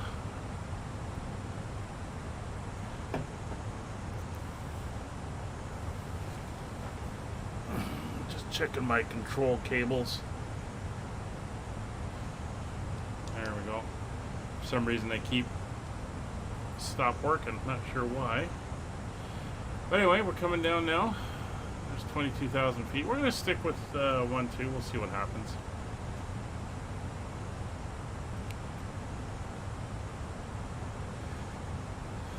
So barrel we're going to set for 2987.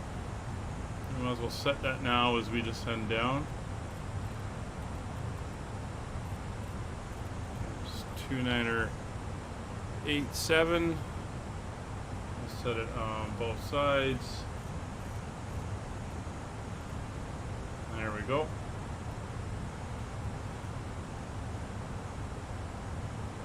And we'll try to bring in the other side. It's 300, somewhere around there.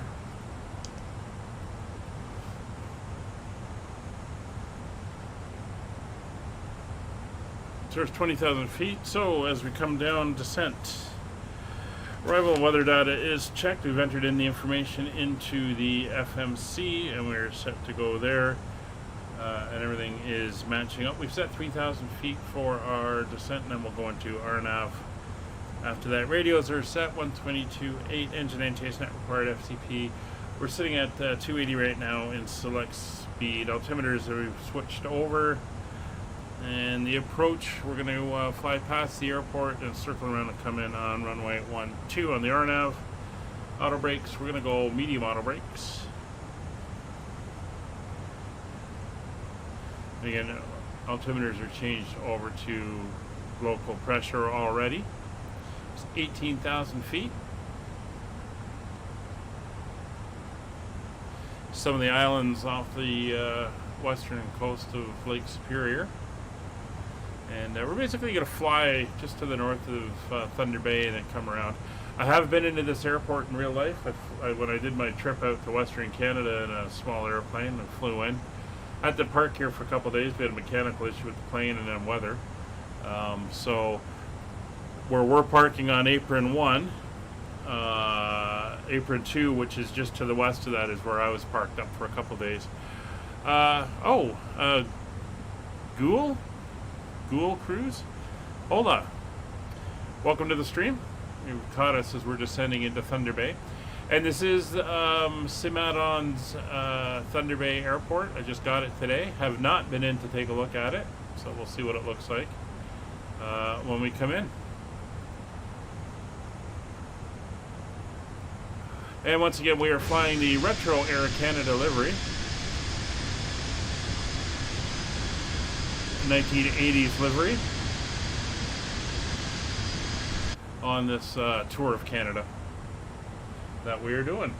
And as I mentioned at the beginning, flight 8305 is actually usually flown by a CRJ, but we're doing an equipment change out for today, giving us the A320 on the route.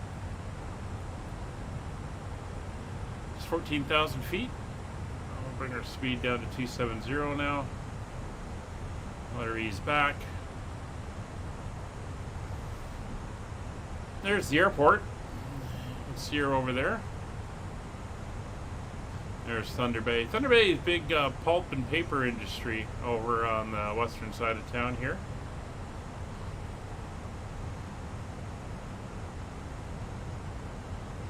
I was here in, I think it was late April we flew out here, and nothing was open when we were looking around, and they said the tourist industry really doesn't kick off until June. So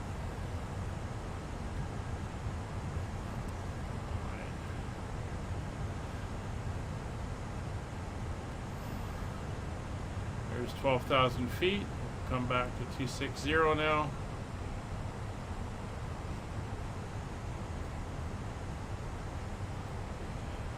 Alright. Seatbelt signs are on. Cabin is being prepped for landing.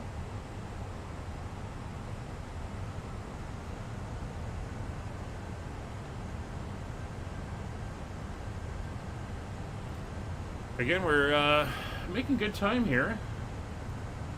If I go back to the original flight plan, it said... 845, we're currently leaving the hold at Festus, descending to Rudder report, and selecting around for the ILS 07. Okay, looks like Kevin is still up. I thought he was already landing. We have 1 hour and 23 minutes was our predicted airtime. We're at 1 hour and 13 now, so not too bad. So 10,000 feet coming up. We'll get the lights on, run the turn-off lights are on, nose to taxi. We'll throw the wing lights on as well. We don't need landing systems. It is an RNAV, and yes, our speed brakes are still out. And there's 10,000 feet, so we're going to come back to 245 on the dots. We'll bring the speed brakes in for now, and we'll see how we do.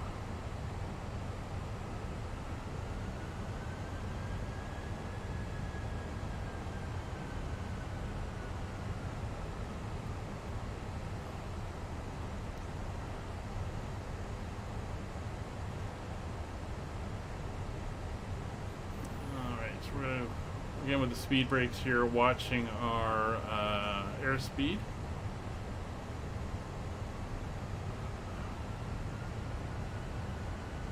Once we hit Delphi, we will switch over to our approach mode for the RNAV.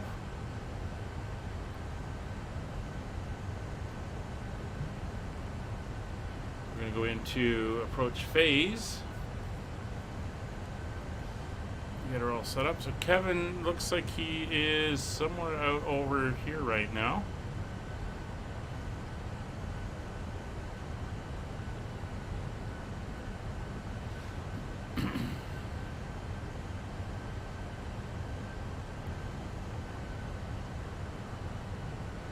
I thought you'd were coming in on 2.5 actually.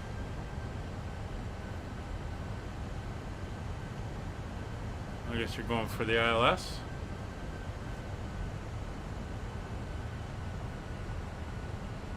Yeah, not seeing him out there. But he is off that way somewhere. And not seeing him on the TCAS either, which is a little strange. Although we have everything set up. I know speed brakes.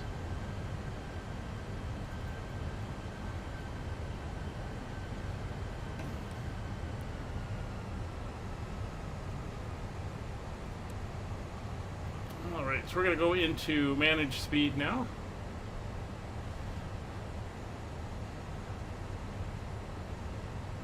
Start bringing that speed down.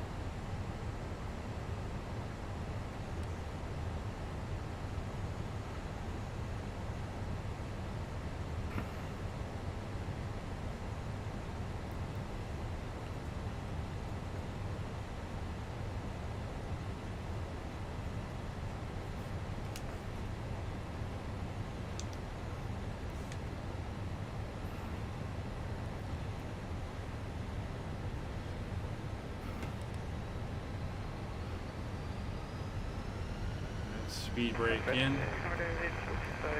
We're making the turn. So we are now on approach mode.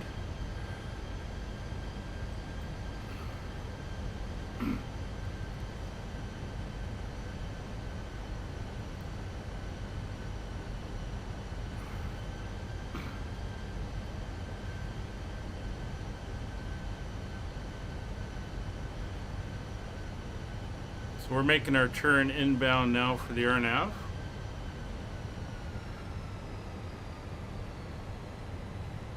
There we go. There's our drag. Keep that speed back.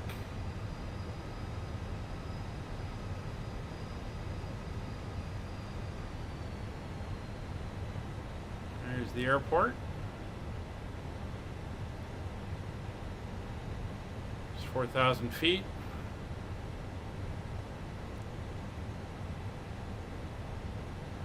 Going flaps 1. Approach nav and alt final is armed. We're in approach nav mode. Thunder Bay area traffic, Air Canada 8305, turning inbound to intercept the RNAV runway 12, approximately 10 miles out, Thunder Bay. All right, we're on final approach. Working our way around.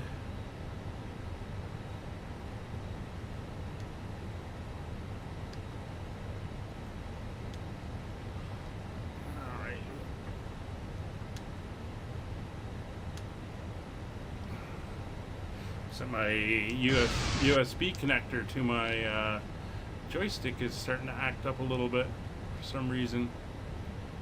I'm gonna have to get it out, clean it up. There we go. Thunder Bay traffic, Northern 845. We're currently established onto localizer for runway 07. We're 19 miles out, minimum fuel. Alright, we'll keep our speed up. He's 19 miles out. We're about 7 or 8 now. So we got a little bit of a crosswind.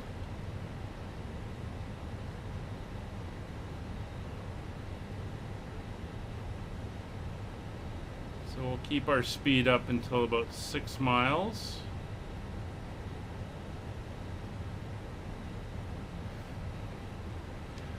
Thunder Bay area traffic, Air Canada 8305, established RNAV runway 12. We are 7 miles out, and we'll keep our speed up as long as we can.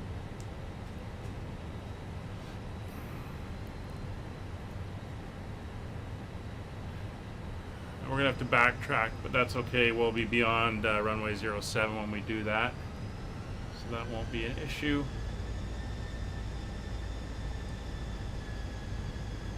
See the paper mill I was talking about. It's located right there. All right. Flaps 2. Speed brake armed. There's 5 miles. Gear down.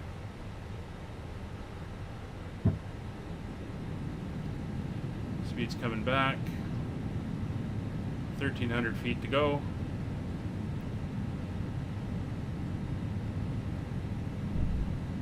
Flaps 3. A little bit of a freeze there. And flaps full. 1,000. 1,000 to go. Winds are quartering from the front. 22 knots. Gear down 3 green, flaps full. 4-5, we're currently fully established on the ILS. Lights are all on. 19 miles out again. Amber and 3 miles from Besset. Thunder Bay area traffic, Air Canada 8305, RNAV 12, short final, 3 miles, Thunder Bay.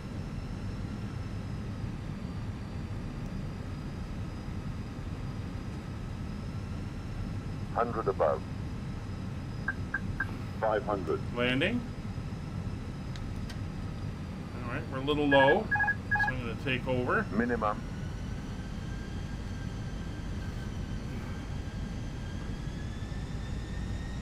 Two whites, 2 reds. Got that wind. Oh, the wind's kicked right around. We got about a half a knot quartering tailwind. The RNAV brought us in a little low. That's fine. We'll drag it. We do want to get her down though. That wind's kind of all over the place.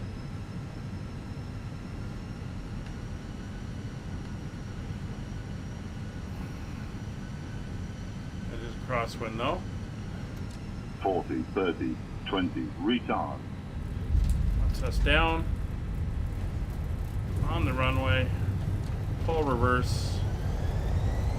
Outer brakes medium. 80 knots. Reverser's off.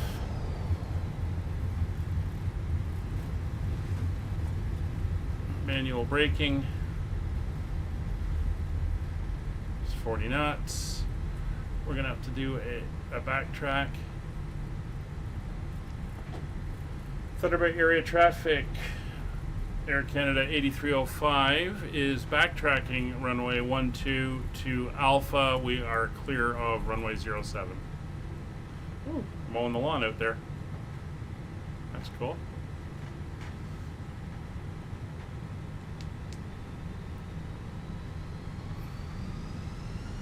And about 45 for short final runway 07.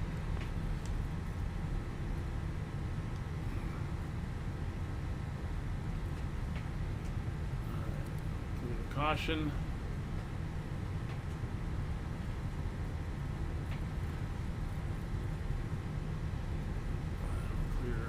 Clear that.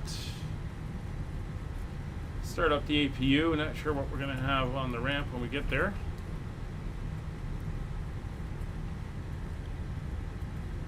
There he is. I think he made the better choice of runway.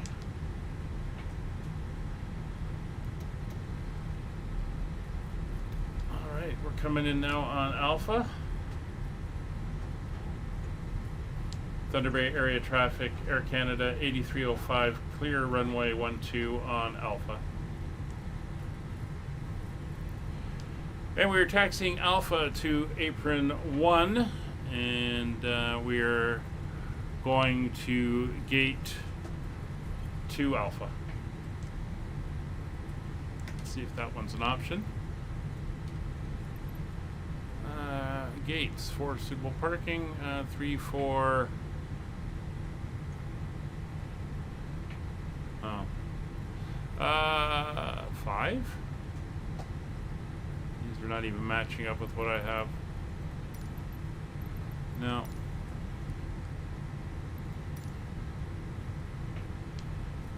Correction for Air Canada 8305, we are going to gate 3. Alright, so flaps are coming up, speed brakes are off. Let's go. Landing lights off, turn off lights off, strobe lights are off, wing lights are off. APU is available, we'll get the bleeds on. There's Kevin over there. It's very nice. Nice scenery, all the work trucks here for the airport. One possibility is Toronto Pearson International Airport on Silver Dart Drive in Mississauga. Shut up, Siri.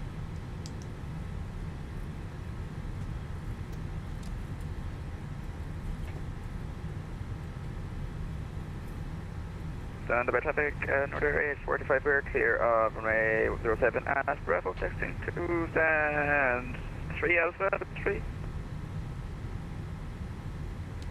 GSX gave me 3 as well, so I don't know if there's going to be a conflict. Roger, I'll take 2 Alpha.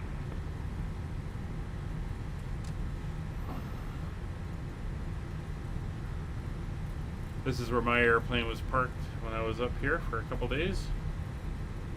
Lots of fun.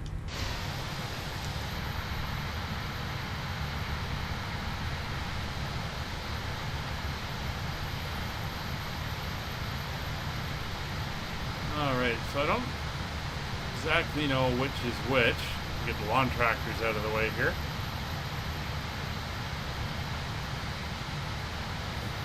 I think it's putting me into the middle one here.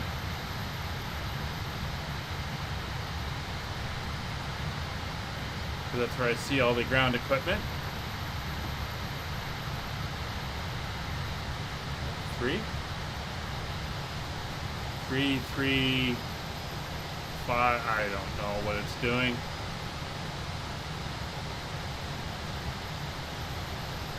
Sorry, Kevin. This is a little confusing.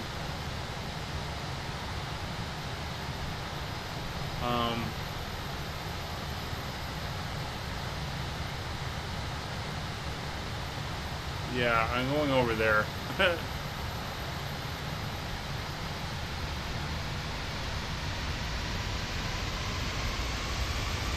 This is not matching my charts, these numbers.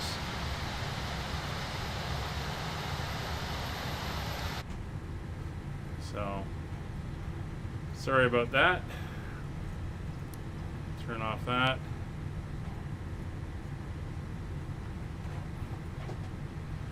And we will, no,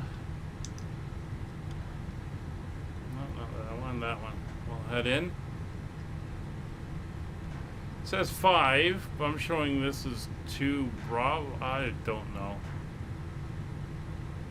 Airport looks nice. So the first in order 845, we're taxiing over there. Yeah, I know, right? It's just a little confusing.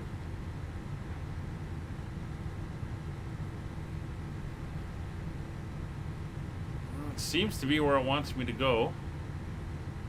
There's more ground crew guys over there, which confused me.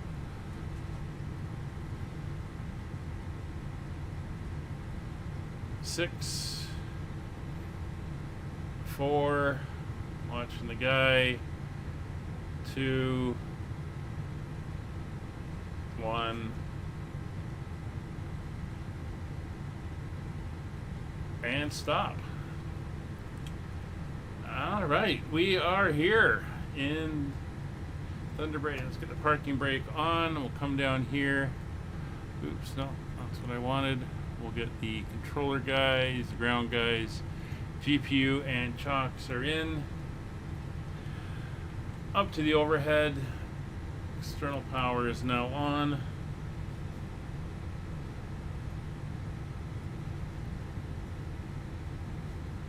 So engine control levers are shutting it down. Beacon light is off. Ground equipment is coming in. Fuel pumps are going off. Flight directors are off both sides. Here comes the jetway.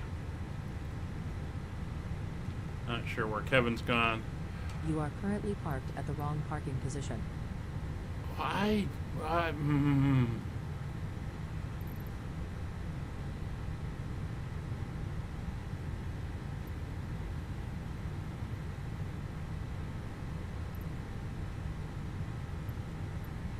Change so that I don't care. Just whatever. That's frustrating. Anyway, here we are. We are set up. There's Kevin coming in there. Looking very nice. Kevin, thanks for flying along. Thanks everybody for coming along. It was an adventure. And this is going to be our Tuesday series from now on as we bounce across Canada and taking in everything we can see and all the sites.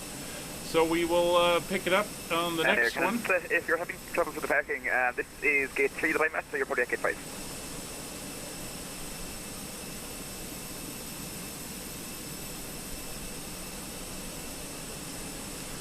Well, the interesting thing is my airport diagram has a gate 5, but it is not at the terminal. It's further over by that blast fence where it says like gate 9 or something. My markings on the tarmac do not match my charts.